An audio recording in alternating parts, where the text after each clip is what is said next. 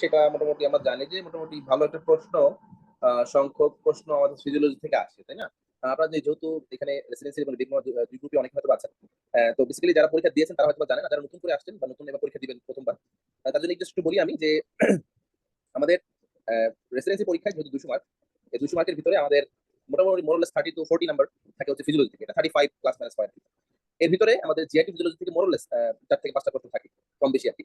আর diploma থেকে অর্ধেক হয়ে যায়, ডিপ্লোমা যেহেতু 100 নাম্বারের পরীক্ষা, তো সেখানে হয়তো এটা হাফ হয়ে যাবে। হ্যাঁ, তো এখন এটা হচ্ছে রেসিডেন্সি এবং ডিপ্লোমা পাশাপাশি যারা পার্ট ওয়ান পরীক্ষা দিবেন বা জুলাই থেকে অনেক দিতে পারেন, তো তাদের জন্য বলি ফিজিওলজি আসলে আমাদের সব জায়গায় লাগে, যারা মেডিসিনে আমরা আছি আর কি। তো বেসিক্যালি আমাদের ফিজিওলজির সবগুলো টপিক লাইক কার্ডিওভাস্কুলার, আমাদের রেনাল, আমাদের এন্ডোক্রাইন, আমাদের জিআইটি, আমাদের নার্ভাস সিস্টেম, আমাদের হেমাটোলজি, সবগুলো টপিক কিন্তু খুব ইম্পর্টেন্ট।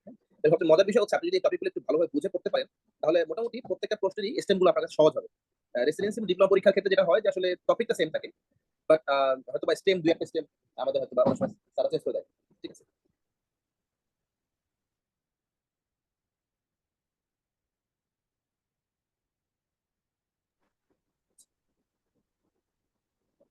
তো এখন আমাদের যেটা বলছিলাম যে আমাদের আসলে এই জন্য আমরা যদি একটু বুঝে পড়তে পারি ফিজিওলজিটাকে, হ্যাঁ, তাহলে হচ্ছে আমাদের মোটামুটি আমাদের স্টেম গুলো আমরা আসলে কনসেপ্ট দিয়ে পারবো আর কি।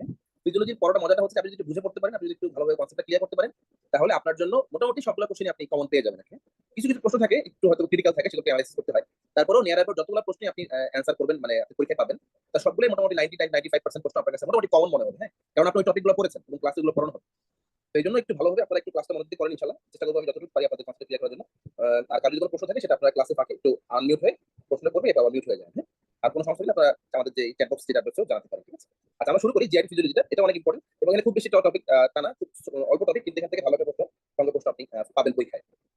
তো আমরা শুরু করি, আমাদের একটু জায়গাতে হবে। হ্যাঁ, আমাদের এখানে দেখেন কন্টেন্টস যে অংশটুকু আছে সেটা একটু আপনারা দেখেন, আপনাদের কাছে যাদের কাছে বই আছে তারা একটু বের করেন। হ্যাঁ, এই কন্টেন্টস এর আমার ইয়াকে দেখা যাচ্ছে, স্ক্রিন দেখা যাচ্ছে। জি দেখা যাচ্ছে। আচ্ছা, কন্টেন্টস দেখেন আমি কিছু লেখা আছে, আপনারা একটু জাস্ট এটা দাগায় নেন। স্যার, একটু আমাদের বড় এই করে নিলে ভালো হয়। আরো বড় করবো, ঠিক আছে এবার? হ্যাঁ, ঠিক ঠিক আছে। আচ্ছা, তো আমাদের হচ্ছে এখানে ওই দেখেন আমি লিখে রাখছি প্রথম 1 থেকে 6টা টপিক। হ্যাঁ, এই এই টোটাল এই প্রথম 1 থেকে 6টা টপিক আছে। হ্যাঁ, এই 6টা টপিক হচ্ছে আমাদের ইনফিনিট স্টার। হ্যাঁ, মানে আপনার এই টপিকগুলো থেকে পরীক্ষায় প্রশ্ন আসবেই, মানে একটা কোশ্চেন, একটা থেকে দুইটা প্রশ্ন আপনি এই টপিক থেকেই পাবেন। তো আপনার এই 1 থেকে 6টা টপিক, এই পুরোটা টপিক আপনারা ইনফিনিট স্টার দিয়ে রাখেন। হ্যাঁ, ইনফিনিট স্টার, ঠিক আছে, এটা মাস্ট করতে হবে। হ্যাঁ, এরপরে 6 নম্বর টপিকটা আপনারা 3 স্টার দিয়ে রাখেন। এরপরে 10 নম্বর টপিক স্যালাইভা, এটাও 3 স্টার দিবেন। ফ্যাক্টর ইফেক্টিং, ভাই সাউন্ড বাড়াইলে ভালো হয়, সাউন্ড খুব বুঝতে সমস্যা হচ্ছে। ও সাউন্ড বোঝা যাচ্ছে না, এখন শোনা যাচ্ছে ভাইয়া? ভাইয়া 6 নাম্বার টপিক কি 30টা নাকি 7 নাম্বার টপিক? 7 নম্বরটা, ভাইয়া 7 6 নম্বরটা 1 থেকে 6 ইনফিনিট স্টার। হ্যাঁ, 1 থেকে 6 টপিক কি ইনফিনিট। 5 স্টার নাকি 7 নাম্বার? বুঝি নাই আপু, আমি বললাম 1 থেকে 6 সবগুলোই আপনাকে পড়তে হবে, মাস্ট ইনফিনিট স্টার টপিক 1 থেকে 6। ঠিক আছে, 7 নাম্বারটা হচ্ছে 3 স্টার। এটা হচ্ছে অ্যানোরেক্সিজনিক এবং অরেক্সিজনিক হরমোন, সেটা। স্যালাইভা 10 নম্বর টপিক, যেটা 3 স্টার টপিক। হ্যাঁ, তারপর হচ্ছে 12 নম্বর যেটা আছে এসিএল সিক্রেশনের যে ফ্যাক্টর গুলো আছে সেগুলো। হ্যাঁ, সেটা হচ্ছে 4 স্টার দিবেন। ঠিক আছে, 14 নম্বর টপিকে আসেন, 14 নম্বর টপিকটা 3 স্টার দিবেন, যেটা হচ্ছে হাইড্রোলাইটিক এবং এক্বোলিক টাইপ অফ সিক্রেশনের যে পার্থক্যটা। হ্যাঁ, এটা হচ্ছে বাইল, এটা অনেক ইম্পর্টেন্ট, এটা ভাই আপনারা কথা শোনা যাচ্ছে না। কথা কি ক্লিয়ার শোনা যাচ্ছে না? শোনা যাচ্ছে। ভাই শোনা যাচ্ছে কথাটা, বাট একটু সাউন্ডটা কম। ভাইয়া ভেঙে ভেঙে আসতেছে কথা। ওকে, আমি একটু নেট একটু চেক করি।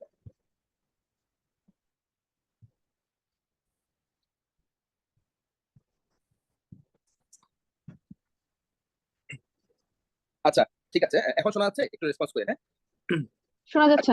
জি ওকে, কথা আমরা শোনা যাচ্ছে, বাট মাঝে মাঝে কথাগুলো ভেঙে আসছে। আচ্ছা আচ্ছা নেটটা আমি চেক করলাম, সমস্যা নেই। ওকে, আচ্ছা, আমাদের এরপর হচ্ছে 15 নম্বর যে টপিকটা, সেটা হচ্ছে বাইল, এটা আপনারা 3 স্টার দিয়ে রাখবেন, বাইল। এরপরে হচ্ছে আপনার নিচের দিকে চলে আসেন, অ্যাবজর্পশন। হ্যাঁ, 21 নম্বর টপিক, অ্যাবজর্পশন 21 নম্বর টপিক। এটা হচ্ছে আপনারা সাথে একটু যোগ করে লিখে নেন সামারি অফ ডাইজেশন। হ্যাঁ, সামারি অফ ডাইজেশন, এটা হচ্ছে ইনফিনিট স্টার দিবেন। হ্যাঁ, তাহলে এখানে দুটো টপিক, একটা হচ্ছে অ্যাবজর্পশন, সাথে হচ্ছে সামারি অফ ডাইজেশন। ঠিক আছে, এটা হচ্ছে ইনফিনিট স্টার। হ্যাঁ, তারপরে হচ্ছে আপনারা 23 নম্বর টপিক একটু কষ্ট করে আসেন, সেখানে হচ্ছে লিভার ফাংশন টেস্ট নামে দেখেন একটা হেডিং আছে, এইটা হচ্ছে ইনফিনিট স্টার। ঠিক আছে, এবং লাস্টলি হচ্ছে আমাদের 25 নম্বর টপিক ইন্টেস্টিনাল মোটিলিটি, এটা হচ্ছে আপনার 2 স্টার।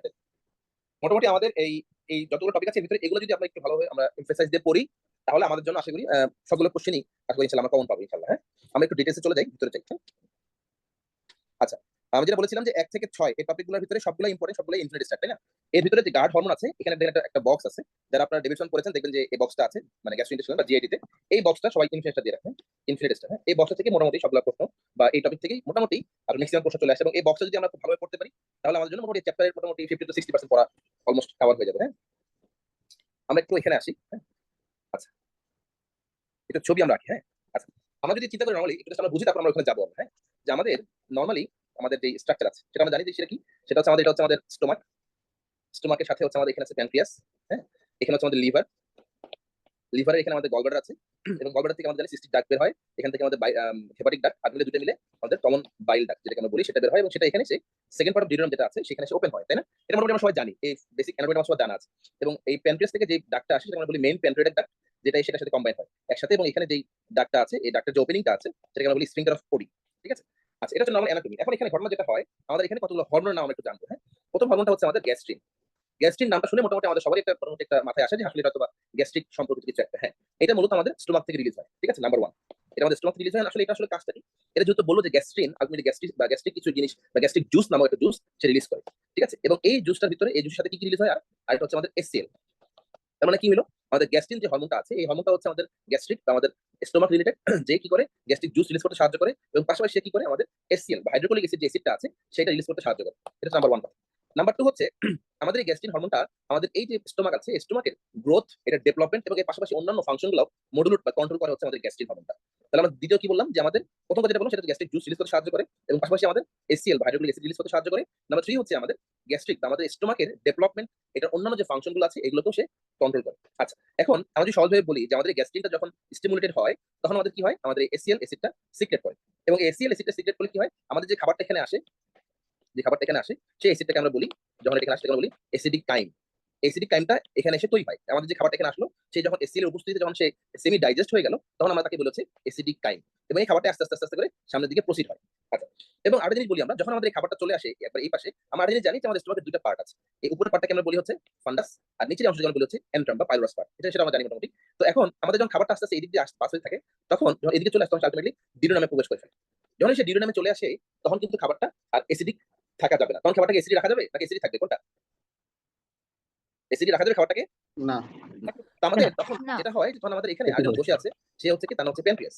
এই প্যানক্রিয়াস থেকে আমাদের আসলে দুইটা জিনিস তখন আমাদের রিলিজ হবে। ঠিক আছে, সেটা কি? আমি যদি প্রথমটাকে ধরি, প্রথমটা হচ্ছে আমাদের সিক্রেটিন।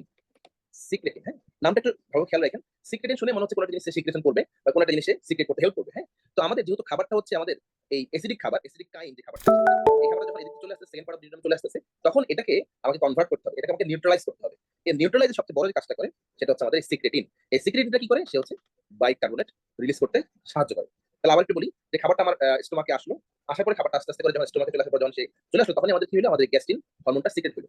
গ্যাস্ট্রিন হরমোনের কাজ হচ্ছে মেইনলি গ্যাস্ট্রিক জুস রিলিজ করা, পাশাপাশি সে কি করে এসসিএল বা হাইড্রোক্লোরিক অ্যাসিডটা রিলিজ করতে সাহায্য করে, এবং পাশাপাশি এই যে স্টোমাকের অন্যান্য যে ডেভেলপমেন্ট গুলো আছে, অন্যান্য যে ফাংশন গুলো আছে সেগুলোকে সে কন্ট্রোল করে। খাবারটাকে যখন সে সেমি ডাইজেস্ট বা সেমি কনভার্সনে চলে যায় তখন এই খাবারটাকে আমরা বলি অ্যাসিডিক কাইম। অ্যাসিডিক কাইম খাবারটা যখন আস্তে আস্তে ফরওয়ার্ড হয়, সামনের দিকে চলে আসে, তখন সে যখন সেকেন্ড পার্ট অফ ডিউডেনামে চলে আসে, সেকেন্ড পার্ট অফ ডিউডেনামে চলে আসলে এই অংশে আমাদের এই অ্যাসিডিক কাইমটাকে আমাদের নিউট্রালাইজ করতে হবে। খাবারটাকে নিউট্রালাইজ করার জন্য যে দায়িত্ব আছে তার নাম হচ্ছে সিক্রেটিন, যেটা আমাদের প্যানক্রিয়াস থেকে আসে। সে কি করে, সে basically bicarbonate rich fluid release করে, বাইকার্বনেট রিচ ফ্লুইড রিলিজ করে। তাহলে কি হলো, যে অ্যাসিডিক খাবারটা আসলো সেটাকে আলটিমেটলি সে অ্যালকালাইনে সে কনভার্ট করে ফেলে। আচ্ছা, এখন এতটুকু করে ফেললে কিন্তু হবে না, কারণ আমাদের এই খাবারটাকে আবার কি করতে হবে, ডাইজেস্ট করতে হবে, যেহেতু সেটা সেমি ডাইজেস্ট হয়ে আসছে, বাকি অংশটুকু এখনো বাকি আছে। তো সেই বাকি কাজটাকে করার জন্য আরেকজন আছে, তার নাম কি, তার নাম কি, তার নাম হচ্ছে কোলেসিস্টোকাইনিন। কোলেসিস্টোকাইনিন সে কি করবে, সে হচ্ছে যেহেতু আমরা খাবারটাকে এখন মাত্র আমরা কি করলাম, অ্যালকালাইন করে ফেললাম বা আমরা হচ্ছে ক্ষারে পরিণত করে ফেললাম, এখন খাবারটাকে হজম করতে হবে। সে যেটা করবে, নামের ভিতরে দেখেন, নামের ভিতরে বলা আছে কোলেসিস্টোকাইনিন। তাহলে কোলে কোলে মানে হচ্ছে আমাদের কি রিলেটেড, বাইল রিলেটেড, তাই না? সিস্টোকাইনিন তার মানে আমাদের এই গলব্লাডারে, আমরা জানি সবাই এটা আমাদের সবার বেসিক আছে যে আমাদের লিভারে বাইল তৈরি হয়, সেটা এসে জমা হয় কোথায় বলেন তো, জমা হয় কোথায়, গল ব্লাডার। Gall bladder. ঠিক আছে, তো এখন আমাদের কোলেসিস্টোকাইনিন যেটা আছে সে কি করবে, সিস্টোকাইনিন মানে আমাদের যে গল ব্লাডারটা আছে, আমাদের যে সিস্ট আছে, এইটাকে সে কন্ট্রাকশন করবে। কাইনিন মানে হচ্ছে কাইনেটিক এনার্জি, মানে আমাদের কন্ট্রাকশন বা মুভমেন্ট বাড়ানো। ঠিক আছে, আমাদের এই কোলেসিস্টোকাইনিনটা কি করবে, তাহলে কোলেসিস্টোকাইনিনের ফার্স্ট কাজ হচ্ছে আমাদের এই গল ব্লাডারকে কন্ট্রাক্ট করা। কন্ট্রাক্ট কেন করবে, কারণ আমাদের এখানে যে বাইলটা আছে সেই বাইলটাকে সে বের করে নিয়ে আসবে এখান থেকে। এই যখন কন্ট্রাক্ট করবে তখন আলটিমেটলি এই ফ্লুইডটা এখান থেকে বাইলটা এখানে আলটিমেটলি আমাদের সিস্টিক ডাক্ট হয়ে কমন বাইল ডাক্ট আলটিমেটলি আমাদের যে সেকেন্ড পার্ট অফ ডিউডেনামের যে স্ফিংক্টার অফ ওডি আছে এর মাধ্যমে সেখানে চলে আসবে। পাশাপাশি শুধু চলে আসলে হবে না, আমাদের যেহেতু এখানে একটা গেট আছে, এই গেটের আমরা বলেছি স্ফিংক্টার অফ ওডি, এটাকে কি করতে হবে, রিল্যাক্স করতে হবে। কারণ কি, কারণ এটা তো দরজাটা তো বন্ধ হয়ে আছে, যেহেতু আমি এখানে কন্ট্রাকশন করেছি, এখানে যদি আমি চাপ দিয়েছি, এই বাইলটা যখন এদিকে আসবে, এটাকেও চাপ দেবে, পাশাপাশি এই রাস্তাটাকেও বা গেটটাকে খুলতে হবে। এই গেটটাও খুলতে সাহায্য করে হচ্ছে আমাদের এই কোলেসিস্টোকাইনিন। তার মানে কি হলো, আবার একটু বলি যে আমাদের কোলেসিস্টোকাইনিনের মেইন কাজ হচ্ছে আমাদের খাবারটাকে হজমে সাহায্য করা বা ডাইজেস্ট করতে সাহায্য করা, তাই না? তো এখন সে প্রথম যে ডাইজেস্টের জন্য হেল্প করবে সেটা হচ্ছে কি, আমাদের এই গল ব্লাডারটাকে কন্ট্রাক্ট করবে। গল ব্লাডার যখন কন্ট্রাক্ট হবে তখন আলটিমেটলি এখান থেকে বাইলটা চলে আসবে আমাদের এই সেকেন্ড পার্ট অফ ডিউডেনামে। আসার পাশাপাশি সে কি করবে, আমাদের এই স্ফিংক্টার অফ ওডি যে দরজাটা আছে, যে গেটটা আছে, সেই গেটটাকেও সে ডাইলেট করতে সাহায্য করে, যাতে করে সহজেই বাইলটা সেকেন্ড পার্ট অফ ডিউডেনামে চলে আসতে পারে। আচ্ছা, এখন আমাকে একটা জিনিস বলেন আপনারা, যে সিক্রেটিন এবং কোলেসিস্টোকাইনিন দুইটাতে কাজটা করলো, আরেকটা কাজ এদের জন্য খুবই জরুরি, সেটা কি? সেটা হচ্ছে দেখেন আমাদের এই খাবারটা যেটা এখান থেকে ঢুকছে, হ্যাঁ, আমাদের মুখ দিয়ে ঢুকে আমাদের স্টোমাকে চলে আসলো, এই খাবারটা যদি দ্রুত এই স্টোমাক থেকে এখানে চলে আসে, তাহলে যদি খাবারটা খুব দ্রুত চলে যায়, তাহলে খাবারটা কি সহজেই বা ভালোভাবে হজম হবে বা ডাইজেস্ট হবে? না। হবে না। তো আমাদের কি করে, আমাদের এই দুইটা হরমোন কি করে, আমাদের গ্যাস্ট্রিক মোটিলিটিটাকেও স্লো করে দেয়। এই জন্য স্লো করে, যাতে করে অল্প অল্প ভাবে আস্তে আস্তে ধীরে ধীরে আমাদের খাবারটা আসে এবং সেই জন্য সম্পূর্ণ ডাইজেস্ট হয়ে সামনে দিকে খাবারটা পাস হয়। তাহলে থার্ড একটা কাজ হচ্ছে, সে কি করে আমাদের গ্যাস্ট্রিক মোটিলিটিকেও স্লো করে দেয় বা ইনহিবিট করে বলতে পারে, ঠিক আছে? তার মানে গ্যাস্ট্রিক এমটিংটাকে আরো দেরি করে দেয়। তো বেসিক্যালি এই হচ্ছে মেইন বেসিক কাজ। আরো অনেক কাজ আছে, আমরা বক্সে যাবো। এটা হচ্ছে আমাদের বেসিক ধারণা যে আসলে খাবারটা আসলো, আসার পরে খাবারটা স্টোমাকে গেল, তখন আমাদের গ্যাস্ট্রিনটা সিক্রেশন হলো, সেটা খাবারটাকে অ্যাসিডিক কাইমে কনভার্ট করলো, অ্যাসিডিক কাইমে কনভার্ট করার পর খাবারটা আস্তে আস্তে ফরওয়ার্ডে যাচ্ছে, মানে সামনের দিকে মুভ করতেছে। তখনই আমাদের প্যানক্রিয়াস থেকে দুইটা মেইন লোকাল হরমোন, একটা হচ্ছে সিক্রেটিন আর একটা হচ্ছে কোলেসিস্টোকাইনিন। সিক্রেটিনের মেইন কাজ হচ্ছে খাবারটাকে অ্যাসিডিক থেকে অ্যালকালাইনে কনভার্ট করা, যেটার জন্য সে কি রিলিজ করে, বাইকার্বনেট রিচ ফ্লুইডটা রিলিজ করে। এবং সেকেন্ড যে কাজটা কোলেসিস্টোকাইনিনের, সেটা হচ্ছে যে খাবারটা আসছে সেই খাবারটাকে পরিপূর্ণভাবে ডাইজেস্ট করা উইথ দ্য হেল্প অফ বাইল। এই জন্য সে কি করে, সে গল ব্লাডার কন্ট্রাকশনে হেল্প করে, এবং এট দ্য সেম টাইম সে কি করে, সে হচ্ছে আমাদের স্ফিংক্টার অফ ওডিটাকে রিল্যাক্স করে, যাতে করে সহজে বাইলটা চলে আসতে পারে, এবং সে গ্যাস্ট্রিক মোটিলিটিকেও স্লো করে, যাতে করে খাবারটা সময় নিয়ে ভালোভাবে ডাইজেস্ট হয়ে সামনের দিকে প্রসিড করতে পারে। আমরা যদি একটু বক্সে আসি, এবার আমরা একটু বক্সে আসি, হ্যাঁ, একটু দেখেন আমাদের মেইন যে কাজটা আমরা বলেছিলাম, প্রথমে বলেছিলাম হচ্ছে গ্যাস্ট্রিন, তাই না? এই দেখেন গ্যাস্ট্রিন, তো এই গ্যাস্ট্রিনে দেখেন আমাদের অ্যাকশনের কথা আমরা যদি বলি, আমরা অ্যাকশনটা করে ফেলেছি যে সে কি করে, যে গ্যাস্ট্রিক অ্যাসিডটাকে সিক্রেশন করতে সাহায্য করে এবং stimulates growth of the GIT mucosa. যেটা আমি বললাম যে আমাদের গ্যাস্ট্রিলেশনাল যে মিউকোসা, স্টোমাকের যে মিউকোসা, সেগুলোকে ডেভেলপ করতেও সে সাহায্য করে। এটা হচ্ছে এর মেইন কাজ। নাম্বার 2 আমরা বলেছিলাম সিক্রেটিন, তাই না? এই দেখেন লেখা আছে সিক্রেটিন। এই সিক্রেটিনের কাজ আমরা কি বলেছি দেখেন, সে বেসিক্যালি কি করে, স্টিমুলেটস প্যানক্রিয়াটিক ফ্লুইড এবং বাইকার্বনেট সিক্রেশন, যেটা হচ্ছে ওর মেইন কাজ। আমরা বলে ফেলেছি, তাই না, যে সে কি করে, সে খাবারটাকে কনভার্ট করে অ্যালকালাইনে কনভার্ট করে সাহায্য করে, এবং সে কি করে এট the same time say decrease acid secretion এবং রিডিউস গ্যাস্ট্রিক এমটিং। কারণ আমরা বলেছি যে যদি গ্যাস্ট্রিক এমটিং স্লো না করে, তাহলে খাবারটা ভালোভাবে হজম হবে না, মানে ঠিকমতো না হজম হলে সে খাবারটা আলটিমেটলি চলে যাবে। এই জন্য জিনিসটাকে সে কি করে, গ্যাস্ট্রিক এমটিংটাকে স্লো করে দেয়। আচ্ছা দেখেন, এবার আমরা যদি কোলেসিস্টোকাইনিনে যদি আসি, একইভাবে দেখেন এখানে কিন্তু সে বলেছে কি, সে হচ্ছে প্যানক্রিয়াটিক এনজাইম সিক্রেশন করতে সাহায্য করে। এই কথা আমি বলিনি এখানে, সেটা হচ্ছে যে যেহেতু আমাদের খাবারটাকে আমরা কি করলাম, আমরা বাইকার্বনেট রিচ দিয়ে করে খাবারটাকে অ্যালকালাইন করলাম, পাশাপাশি যেহেতু খাবারটা হজম হইতে হবে, হজম হওয়ার জন্য ওই হজমকারী যে এনজাইম সেগুলো লাগবে, এই হজমকারী এনজাইমগুলো মূলত রিলিজ করে হচ্ছে কোলেসিস্টোকাইনিন। আবার একটু বলি, তাহলে আমাদের দুইটা হরমোনের কথা বলেছি, সিক্রেটিন। সিক্রেটিন মেইনলি হচ্ছে কি করে, আমাদের বাইকার্বনেট রিলিজ করে, এবং হজম করার জন্য যেটা জরুরি যে এনজাইমগুলো, সেই এনজাইমটা মূলত রিলিজ করে হচ্ছে কোলেসিস্টোকাইনিন। এটাকে ভুলেন না, হ্যাঁ? আচ্ছা, তারপর কি বলেছি আমরা, যে গল ব্লাডার কন্ট্রাকশন আমরা বলেছি রিল্যাক্সেস দ্য স্ফিংক্টার অফ ওডি, এটা আমরা বলেছি। আমরা বলেছি কি, গ্যাস্ট্রিক এমটিংটাকে সে স্লো করে দেয় এবং গ্যাস্ট্রিক অ্যাসিড সিক্রেশন করতে সে বাধা দেয়। আরেকটা জিনিস আমরা বলি, সেটা হচ্ছে স্যাটাইটি, সেটা আমরা একটু পরে বলবো, তখন আলোচনা করবো ইনশাআল্লাহ, সমস্যা নেই। আমরা এতটুকু পর্যন্ত কি সবাই বুঝতে পেরেছি গ্যাস্ট্রিন, সিক্রেটিন এবং কোলেসিস্টোকাইনের যে মেইন কাজগুলো, সেটা সবাই বুঝেছি? জি স্যার। আচ্ছা, তাহলে আমি একটু বলি আপনাদেরকে। আসসালামু আলাইকুম ভাইয়া। ওয়ালাইকুম আসসালাম। ভাইয়া আপনি বলছিলেন যে সিক্রেটিন হচ্ছে প্যানক্রিয়াস থেকে, কিন্তু এখানে তো অরিজিন, ডিউডিনাম এন্ড জিজোনাম দেওয়া। এই বিষয়টা যদি একটু ক্লিয়ার করতেন। হ্যাঁ, ডিউডিনাম যেটা হচ্ছে অরিজিন, কিন্তু বেসিক্যালি এটা আসলে আমাদের মানে প্যানক্রিয়াস থেকে আমাদের ফ্লুইডটা রিলিজ করতে সাহায্য করে, হ্যাঁ? অরিজিন হচ্ছে ডিউডিনাম এবং জিজোনাম, কিন্তু প্যানক্রিয়াস থেকে যে ফ্লুইড এবং বাইকার্বনেট সিক্রেশন করতে সাহায্য করে হচ্ছে সিক্রেটিন। সাইট অফ অ্যাকশন হচ্ছে প্যানক্রিয়াস। এক্স্যাক্টলি, হ্যাঁ, আমরা অরিজিন আলোচনা করবো, আমরা ফাংশনগুলো বলতেছি, ঠিক আছে? ঠিক আছে ভাইয়া? আচ্ছা, তো এখন যদি আমরা এটা বুঝি, তাহলে আমরা একটু সামনের দিকে আগাই। সেটা হচ্ছে যে এরপর হচ্ছে আমাদের দুইটা ইম্পর্টেন্ট হরমোন আছে। একটা হচ্ছে সোমাটোস্ট্যাটিন, বাকিগুলো আমরা আসতেছি। সোমাটোস্ট্যাটিনটা হচ্ছে, মনে রাখবেন যে এটাকে আমরা বলেছি ইউনিভার্সাল ইনহিবিটর, হ্যাঁ? ইউনিভার্সাল ইনহিবিটর মানে সে কি করে, মোটামুটি সবকিছুকে সে ইনহিবিট করতে সাহায্য করে, হ্যাঁ? এবং সে মোটামুটি সব জায়গা থেকে রিলিজ হতে পারে। এবং এই জিনিসটা মনে রাখবেন এক কথায়, যে যেখানে আপনি সোমাটোস্ট্যাটিন কথাটা দেখবেন, সেখানে বুঝবেন যে সে আসলে সবকিছুই ইনহিবিট করে। যেমন এখানে বলা আছে, সে গ্যাস্ট্রিন ইনসুলিন সিক্রেশন ইনহিবিট করে, সে অ্যাসিড সিক্রেশন ইনহিবিট করে, সে ডিক্রিজ অ্যাবজর্পশন করে, এবং প্যানক্রিয়াস সিক্রেশন করতেও সে ইনহিবিট করে। মানে আলটিমেটলি হচ্ছে সে সবকিছুকে দমে রাখবে, সবকিছুকে সে বাধা দিবে। এই জন্য এটার নামই হচ্ছে, নাম কি, ইউনিভার্সাল ইনহিবিটর, ঠিক আছে? এটা একভাবে মনে রাখবেন, ঠিক আছে? যেখানে আপনি সোমাটোস্ট্যাটিন দেখবেন, তাহলে বুঝবেন যে এই সবকিছু সিক্রেশন, সব ধরনের সিক্রেশনকে সে সিক্রেট করতে বাধা দেয় বা ইনহিবিট করে, ঠিক আছে? এরপরে আমরা চলে আসবো হচ্ছে মোটিলিনে, হ্যাঁ? মোটিলিন নাম শুনে বোঝা যাচ্ছে যে আসলে সে একটা মোটিলিটি বাড়াইতে সে সাহায্য করে, হ্যাঁ? নামের ভিতরে একটা তার পরিচয় আছে। বেসিক্যালি সে কি করে, সে হচ্ছে পেরিস্টালিক অ্যাক্টিভিটিটাকে রেগুলেট করে, এবং এটা করে হচ্ছে মাইগ্রেটরি মোটর কমপ্লেক্সের মাধ্যমে। এতটুকু মনে রাখলে না, হ্যাঁ? Migratory motor complex. আচ্ছা, একটু নিচের দিকে আমরা আসি। ভিআইপি, আচ্ছা, ভিআইপিটা নাম শুনে মনে হচ্ছে যে ভিআইপি কাজ সে করবে, হ্যাঁ? ভিআইপি আসলে জিনিসটা কি করে, আমরা মনে হয় সবাই জানি যে আসলে ভিআইপি যখন কোন রাস্তা দিয়ে যায়, আমাদের রাস্তাঘাটে আমরা দেখেছি, ধরেন কোন ভিআইপি আসলে কি হয়, রাস্তাঘাট সব বন্ধ করে রাখে না বাংলাদেশে। ধরেন উনি কথা ফার্মগেট থেকে শাহবাগে যাবে, তো দেখা যাবে যে ফার্মগেট থেকে শাহবাগের পুরো রাস্তাটা একটা পুরোটা ব্লক করে রাখছে, আর একটা পুরোটা ফাঁকা, তাই তো হয় ইউজুয়ালি।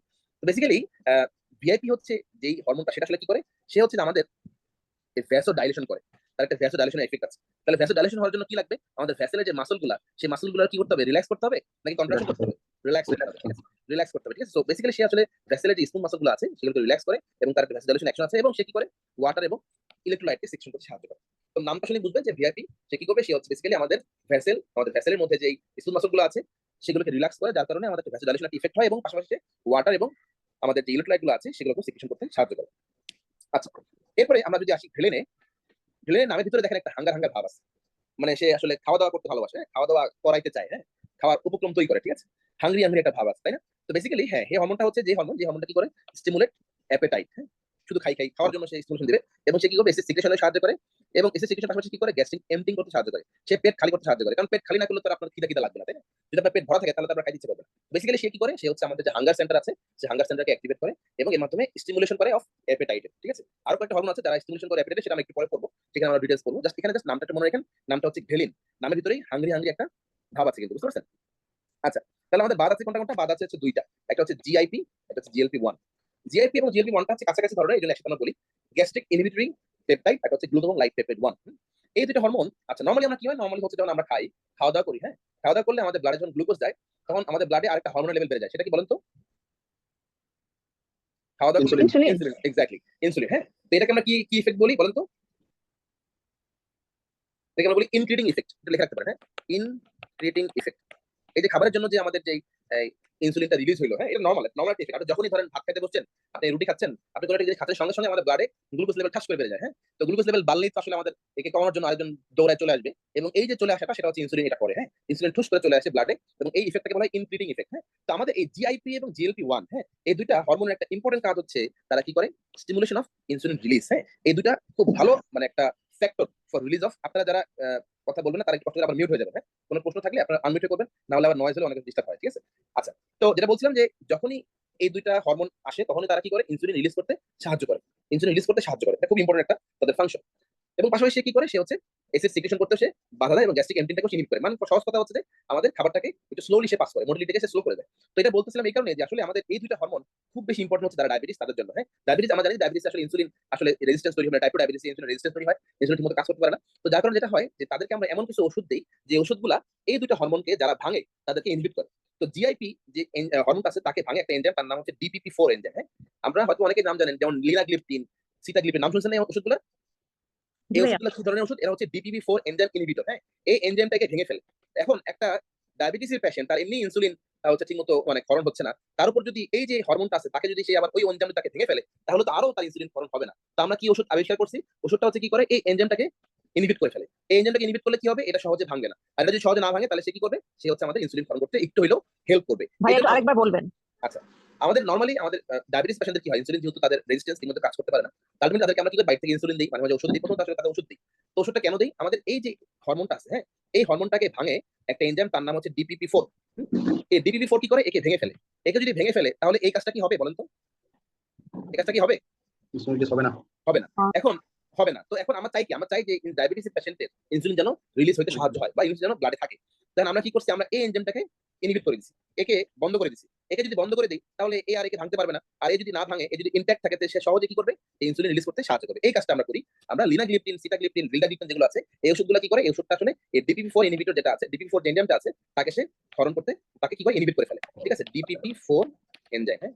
ডিপিপি-4 এনজাইম, ঠিক আছে? এটা একটা। আরেকটা কি করি? আমরা আরেকটা ওষুধ দিই, জিএলপি-1 অ্যাগনিস্ট, হ্যাঁ? জিএলপি-1 অ্যাগনিস্ট মানে আমরা এবার এনজাইমকে বন্ধ করব না। আমরা একটা ওষুধ আবিষ্কার করছি যে এর মতোই কাজ করে। জিএলপি-1 কি করে? স্টিমুলেট দ্য ইনসুলিন রিলিজ, হ্যাঁ? তো জিএলপি-1 এগনিস্ট একটা ওষুধ আছে, আপনারা হয়তো অনেকে জানেন। যেমন সিমাগ্লুটাইড, হ্যাঁ? লিরাগ্লুটাইড, হ্যাঁ? এই ওষুধগুলোর নাম শুনেছেন? এই ওষুধগুলো কিন্তু জিএলপি-1 অ্যাগনিস্ট, হ্যাঁ? এটা কিন্তু খুব ভালো কাজ করে। এরা কি করে? ইনসুলিন রিলিজ করতে সাহায্য করে। এবং এই ওষুধগুলো কিন্তু যারা মোটা আছে, যারা একটু অবেস তাদেরকে আমরা দেই। কারণ কি করে বলেন তো? এটা কি করে? দেখেন একটা কথা লেখা আছে, এনহ্যান্স স্যাটাইটি। স্যাটাইটি কি করে? এনহ্যান্স করে। তো খাওয়া-দাওয়া সে বন্ধ করে দেয় আরকি, হ্যাঁ? কারণ মোটা মানুষ একটু পর পর শুধু খাইতে চায়। আমি যদি তার স্যাটাইটিকে এনহ্যান্স করতে পারি, যদি তার পেটকে বলি যে হ্যাঁ, তার ব্রেইনকে যদি বলি যে হ্যাঁ ভাই তুই তোর পেট ভরা আছে, তাহলে সে আর খাওয়া-দাওয়া করবে না। সো এই যে তার একটা কাজ হচ্ছে এনহ্যান্স স্যাটাইটি, মানে পেট ভরা রাখা সবসময়। এই কাজটা কিন্তু সে জিএলপি-1 করে। তো এইজন্য আমরা অনেক মোটা যারা অবেস পেশেন্ট আছে, মানে অতিরিক্ত অবেস, টাইপ 1 বা ধরেন গ্রেড বা মরবিড অবেস হয়ে গেছে, তাদের ক্ষেত্রে কিন্তু আমরা জিএলপি-1 অ্যাগনিস্ট দেই এবং এটা খুব ভালো কাজ করে, হ্যাঁ? খুবই ফ্যান্টাস্টিক কাজ করে। আপনারা হয়তো অনেকেই যারা এন্ডোক্রাইনোলজিস্ট বা অন্যান্য স্যারের কাছে যান, তারা কিন্তু এই ওষুধটা প্রেসক্রাইব করে, হ্যাঁ? শুধুমাত্র আপনার ডায়াবেটিসের জন্য না, আমরা কিন্তু এখন ওবেসিটির ক্ষেত্রেও এই ওষুধটা খুব ভালো কাজ করে এবং রিসেন্টলি এগুলো খুবই ভালো রেসপন্স করতেছে, হ্যাঁ? তো অনেক পেশেন্ট এগুলো নেয়। তো আমরা যাই হোক, আমরা একটু এক্সট্রা কথা বললাম। আমরা তাহলে মোটামুটি আমাদের এই বক্সটা যদি একটু ভালোভাবে আরেকবার রিক্যাপ করি যে আসলে আমরা আমাদের গাটের মধ্যে যে হরমোনগুলো আছে সেগুলো আসলে কি কাজ করে এবং এদের বেসিক ফাংশন গুলো কি, তাহলে মোটামুটি আমাদের এই চ্যাপ্টারে কিন্তু অনেকগুলো পড়া কিন্তু আমরা মানে মোটামুটি পড়ে ফেলতে পারবো। হ্যাঁ, আবার একটু রিক্যাপ করি। হ্যাঁ, প্রথমে আমি বলেছি গ্যাস্ট্রিন। হ্যাঁ আপু, আরেকটু বলেন, শোনা যায়নি, একটু বলেন তো কি। জি ভাইয়া, অনেক সময় আমরা ওবেস পেশেন্টদেরকে মেটফরমিন দেই ওবেসিটির জন্য, যে কনসিভ করতে পারে না তখন আমরা মেটফরমিনটা দেই, কিন্তু কিভাবে কি হয় এটা আমরা জানি না, মানে ওয়েট তো কমানোর। না ঠিক আছে আপু, মেটফরমিনের ইফেক্ট হচ্ছে কয়েকটা আছে। হ্যাঁ, মেটফরমিন হচ্ছে বেসিক্যালি, আসলে মেটফরমিন আগে ধারণা করা হতো যে মেটফরমিন হচ্ছে ওয়েট রিডাকশন করে। আসলে মেটফরমিন ওয়েট রিডাকশন করে না, রাদার এটা ওয়েট নিউট্রালাইজ, মানে সে বাড়ায়ও না কমায়ও না, হ্যাঁ, সে নিউট্রাল করে। আরেকটা হচ্ছে মেটফরমিন ইনসুলিন সেন্সিটাইজ করতে পারে। হ্যাঁ, ইনসুলিন সেন্সিটাইজ হিসেবে কাজ করে। তো যারা আপনি যেটা বললেন অবেস পেশেন্ট, মানে বেসিক্যালি যারা পিসিওএস এর পেশেন্ট, হ্যাঁ, পলিসিস্টিক ওভারিয়ান সিনড্রোম যে পেশেন্টগুলো, তাদের ক্ষেত্রে আমরা মেটফরমিন দিয়ে থাকি। এই কারণে দেই যে তাদের একটা ইফেক্ট হচ্ছে যে ইনসুলিন সেন্সিটাইজ করে তার ওয়েটটাকে সে কিছুটা হলেও কমানো হেল্প করে, যদিও খুব বেশি সে কমাতে পারে না, কিন্তু ইনসুলিন যদি সেন্সিটাইজ করে, পাশাপাশি তার হচ্ছে যে ওই পিসিওএস এর পেশেন্টে কিন্তু কি থাকে জানেন, পেশেন্টে কিন্তু ইনসুলিন রেজিস্ট্যান্স থাকে। হ্যাঁ, ইনসুলিন রেজিস্ট্যান্স থাকাটাকেও সে মানে সে প্রিভেন্ট করে, এই জন্য আমরা মেটফরমিন দেই এবং এটাতে সে কিছুটা হেল্প পায়। কিন্তু তার একটা মেইন কাজ তার ওয়েট রিডাকশন করতে হয়। হ্যাঁ, তার যদি ওয়েট রিডাকশন আপনি না করতে পারেন তাহলে কিন্তু আলটিমেটলি কিন্তু তার খুব বেশি ফার্টিলিটি আসবে না, বা মানে বাচ্চা কনসিভ করতে পারবে না। যাই হোক, এটা অন্য। যারা হ্যাঁ আপু, ওবেস ওবেস যারা কনসিভ করতে সমস্যা হয় তাদেরকে আমরা হচ্ছে মেটফরমিন দেই। হ্যাঁ হ্যাঁ হ্যাঁ, সেটাই বললাম। সেটা ক্ষেত্রে এই ইফেক্টটা কিছুটা হেল্প করে, কিন্তু খুব বেশি হেল্প করে তা না, কিছু মানে ইফেক্ট আছে, ঠিক আছে। আচ্ছা, আমাদের কথা ছিলাম, আচ্ছা আমরা বলছিলাম যে হরমোনের যেই আমি একটু আবার রিক্যাপ করি। হ্যাঁ, তাহলে গ্যাস্ট্রিন কথা আমরা বলেছি, গ্যাস্ট্রিনের ক্ষেত্রে আমরা বলেছি যে এটা কি করে, গ্যাস্ট্রিক অ্যাসিডিটি হেল্প করে, আমাদের গ্যাস্ট্রিক ইন্টেস্টাইনাল মিউকাসে এসে কি করে, স্টিমুলেট করতে সাহায্য করে। এরপর আমরা বলেছি কোলেসিস্টোকাইন এবং সিক্রেটিন। সিক্রেটিন হচ্ছে, আচ্ছা এটা আপনারা বলেন, সিক্রেটিন কি করে বলেন তো, সিক্রেটিন কোন ধরনের ফ্লুইড রিলিজ করতে সাহায্য করে একটু বলেন। ভেরি ফ্লুইড, বাইকার্বনেট, আচ্ছা, কোলেসিস্টোকাইন কি ধরনের ফ্লুইড রিলিজ করে, এনজাইম রিলিজ, এনজাইম রিলিজ। আচ্ছা, আমাদের বলি যদি গলব্লাডার কন্ট্রাকশন করতে কোন হরমোনটা হেল্প করে, আচ্ছা, স্ফিংক্টার অফ অডিটাকে রিল্যাক্স করতে কি সাহায্য করে, আচ্ছা, সবকিছুকে ইনহিবিট করে কে, আচ্ছা সোমাটোস্ট্যাটিন। আচ্ছা, আমরা যদি বলি যে একটা হরমোন আছে যে হরমোনটা আমাদের ভ্যাসোডাইলেটর এফেক্ট করে এবং রিল্যাক্স করে স্মুথ মাসল, সেটাকে ভিআইপি। ভিআইপি। আচ্ছা, আমাদের খাবার বা আমাদের স্টিমুলেশন করে অ্যাপেটাইট কে, সে কে, গ্রেলিন। আচ্ছা, এবার আমরা যদি বলি যে আমাদের দুইটা হরমোন আছে যে কিনা আমাদের ইনসুলিনকে সিক্রেট করতে হেল্প করে, সেই দুটো হরমোন নাম কি, জিআইপি আর জিএলপি। GLP আচ্ছা ঠিক আছে। তাহলে মোটামুটি আমরা যদি একটু রিক্যাপ করি, তাহলে আমরা আশা করি আমরা পারবো। আরেকবার একটু আপনারা পড়লেই আশা করি আমরা এখান থেকে অ্যান্সার করতে পারবো। আমরা একটু এবার ভিতরের দিকে যাই। হ্যাঁ, আপনারা একটু পেজ নাম্বার 7 এ চলে আসেন। হ্যাঁ, পেজ নাম্বার 7 এ দেখেন, এখানে মোটামুটি এরপর সবগুলো বলা আছে, যেগুলো আমরা বলেছি যে গ্যাস্ট্রিন এটা অরিজিন হচ্ছে স্টোমাক, জি সেল থেকে আসে। এটা কোথায় কোথায় কাজ করে এটা একটু আপনারা দাগাইতে পারেন, এটা টুইস্টার দিতে পারেন। হ্যাঁ, টুইস্টার দেন, এটা ফাংশন আপনার চেষ্টা দিয়ে রাখেন। ফাংশনে মোটামুটি আমরা সব করে ফেলেছি, যে সে কি করে আমাদের স্টিমুলেশন করে, আমাদের প্যাটেল সেল থেকে এসিএল সিক্রেশন করতে সাহায্য করে, আমাদের এটা একটা জিনিসটা লিখে রাখেন যে চিপ সেল থেকে পেপসিনের জন্য সে সিক্রেশন করতে সাহায্য করে। পাশাপাশি সে কি করে, গ্যাস্ট্রিক মোটিলিটি বাড়ায়, জিআইটি মিউকাসটাকে স্টিমুলেশন করে, ঠিক আছে। আচ্ছা, এরপর আমরা যদি নিচের দিকে আসি, এখানে একটু লাগবে। হ্যাঁ, এই বক্সটা একটু আপনারা দেখেন, এটা হচ্ছে যে কোন কোন স্টিমুলেশন আমাদের গ্যাস্ট্রিন সিক্রেশন করতে ইনক্রিজ করতে সাহায্য করে আর কারা কারা ইনহিবিট করতে সাহায্য করে। হ্যাঁ, আচ্ছা, গ্যাস্ট্রিন রিলিজ করতে সাহায্য করে কে কে, এটার মেইন কথা হচ্ছে আমি যদি আপনাকে বলি যে ধরেন আমাদের স্টোমাকে কি খাবার আসছে, তাই না, এই খাবারটা আসলে কি হবে, আমাদের স্টোমাকটা একটু ডিস্টেন্ডেড হবে না, একটু বড় হবে না স্টোমাকটা, হবে কিনা, হবে না, আমাদের স্টোমাকটা একটু ডিস্টেন্ডেড হবে না, হবে। এই ডিস্টেনশন কিন্তু তাকে হেল্প করে for secretion of gastrin, number 1। Number 2 হচ্ছে খাবারের ভিতরে বেসিক্যালি আমরা জানি কি আছে, সবকিছু আছে, এর ভিতরে অ্যামাইনো অ্যাসিড এবং পেপটাইডও আছে। তার মানে আমাদের নাম্বার 1 হচ্ছে কি, ডিস্টেনশন, নাম্বার 2 হচ্ছে আমাদের খাবারের যে কন্টেন্ট গুলো আছে, প্রোটিন, অ্যামাইনো অ্যাসিড, এগুলো। এর পাশাপাশি সে কি করে আর কে কে তাকে হেল্প করে, সেটা হচ্ছে ইসিজি। ইসিজি তে কি মনে রাখবেন, ই তে হচ্ছে এপিনেফ্রিন, সি তে হচ্ছে ক্যালসিয়াম, আর জি তে হচ্ছে কি, জিআরপি। জি তে হচ্ছে কি, জিআরপি, ঠিক আছে। আচ্ছা, তাহলে আমরা টোটাল 5টা জিনিস বললাম, আবার একটু বলি। হ্যাঁ, একটা হচ্ছে গ্যাস্ট্রিক ডিস্টেনশন, একটা হচ্ছে পেপটাইড এবং অ্যামাইনো অ্যাসিড, একটা হচ্ছে আমাদের ইসিজি। ইসিজির মধ্যে কি আছে, এপিনেফ্রিন আছে, ক্যালসিয়াম আছে এবং জিআরপি। জিআরপি তে কি হয়, জিআরপি মনে রাখেন গ্যাস্ট্রিন রিলিজিং পেপটাইড, এটাকে সহজভাবে বলা হয় জিআরপি, গ্যাস্ট্রিন রিলিজিং পেপটাইড। আবার একটু বলি, গ্যাস্ট্রিন রিলিজিং পেপটাইডকে বলা হয় সহজে জিআরপি। এই 5টা জিনিস হচ্ছে গ্যাস্ট্রিন রিলিজ করতে সাহায্য করে।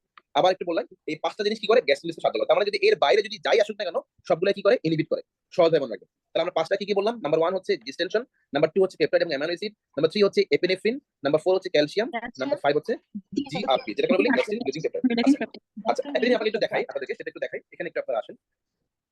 আচ্ছা, এটা হচ্ছে আমাদের, যদি আমরা ছবিটা ধরি, এটা হচ্ছে আমাদের আমাদের যে স্টোমাক, সেই যে স্টোমাকের একটা নরমাল একটা আমি আঁকার জন্য আঁকছি।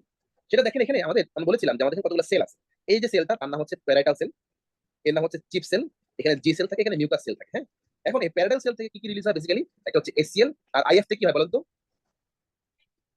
আইএফ থেকে intrinsic factor of calcium. Very good. তো প্যারাডাল সেল থেকে এসিএলও আসে, আবার ইন্ট্রিনসিক ফ্যাক্টর অফ ক্যাসেলও আসে, ঠিক আছে। আচ্ছা, চিপ সেল থেকে বেসিক্যালি আসে পেপসিনোজেন, চিপ সেল থেকে বেসিক্যালি আসে হচ্ছে পেপসিনোজেন। জি সেল থেকে আমরা বলেছি, জি সেল থেকে কি আসে, গ্যাস্ট্রিন আসে, আর মিউকাস সেল থেকে মিউকাস রিলিজ হয়। আচ্ছা, এখন এটা জানার কারণটা কি, কারণটা হচ্ছে যে আমাদের একটু আমাদের দেখি আসলে ঘটনাটা কি হয়, আমাদের যে প্যারাডাল সেল থেকে যে এসিএলটা ক্ষরণ হয় আসলে কিভাবে ক্ষরণ হয়। হ্যাঁ, এটা আমরা দেখি। আমরা যদি বলি প্রথমে যে আমরা এটা হচ্ছে জি সেল। হ্যাঁ, এটা হচ্ছে জি সেল, এটা হচ্ছে এন্টেরোক্রোমাটিক লাইক সেল, এটাকে ইসিএল বলা হয়। হ্যাঁ, এন্টেরোক্রোমাটিন লাইক সেল, এবং এটা হচ্ছে প্যারাটাল সেল। আচ্ছা, কি হয় ঘটনাটা, ঘটনা যেটা হচ্ছে সেটা হচ্ছে আমাদের এই প্যারাটাল সেলে তিনটা জিনিসের রিসেপ্টর আছে, এটা খুব ভালোভাবে মনে রাখেন। প্যারাটাল সেলে তিনটা জিনিসের রিসেপ্টর আছে, এটাকে আমরা সহজভাবে বলি কি এইচ এ জি, হেগ। হ্যাঁ, এইচ তে কি, এইচ তে হচ্ছে হিস্টামিন, এ তে হচ্ছে অ্যাসিটাইলকোলিন, আর জি তে হচ্ছে গ্যাস্ট্রিন। তাহলে এটা লিখে নেন যে প্যারাটাল সেলে আমাদের তিনটা জিনিসের রিসেপ্টর আছে, তিনটা হরমোনের, একটা হচ্ছে হিস্টামিন, একটা হচ্ছে অ্যাসিটাইলকোলিন, আর একটা হচ্ছে গ্যাস্ট্রিন। এই তিনটা জিনিসেরই রিসেপ্টর আছে কোথায়? এই প্যারাটাল সেলে।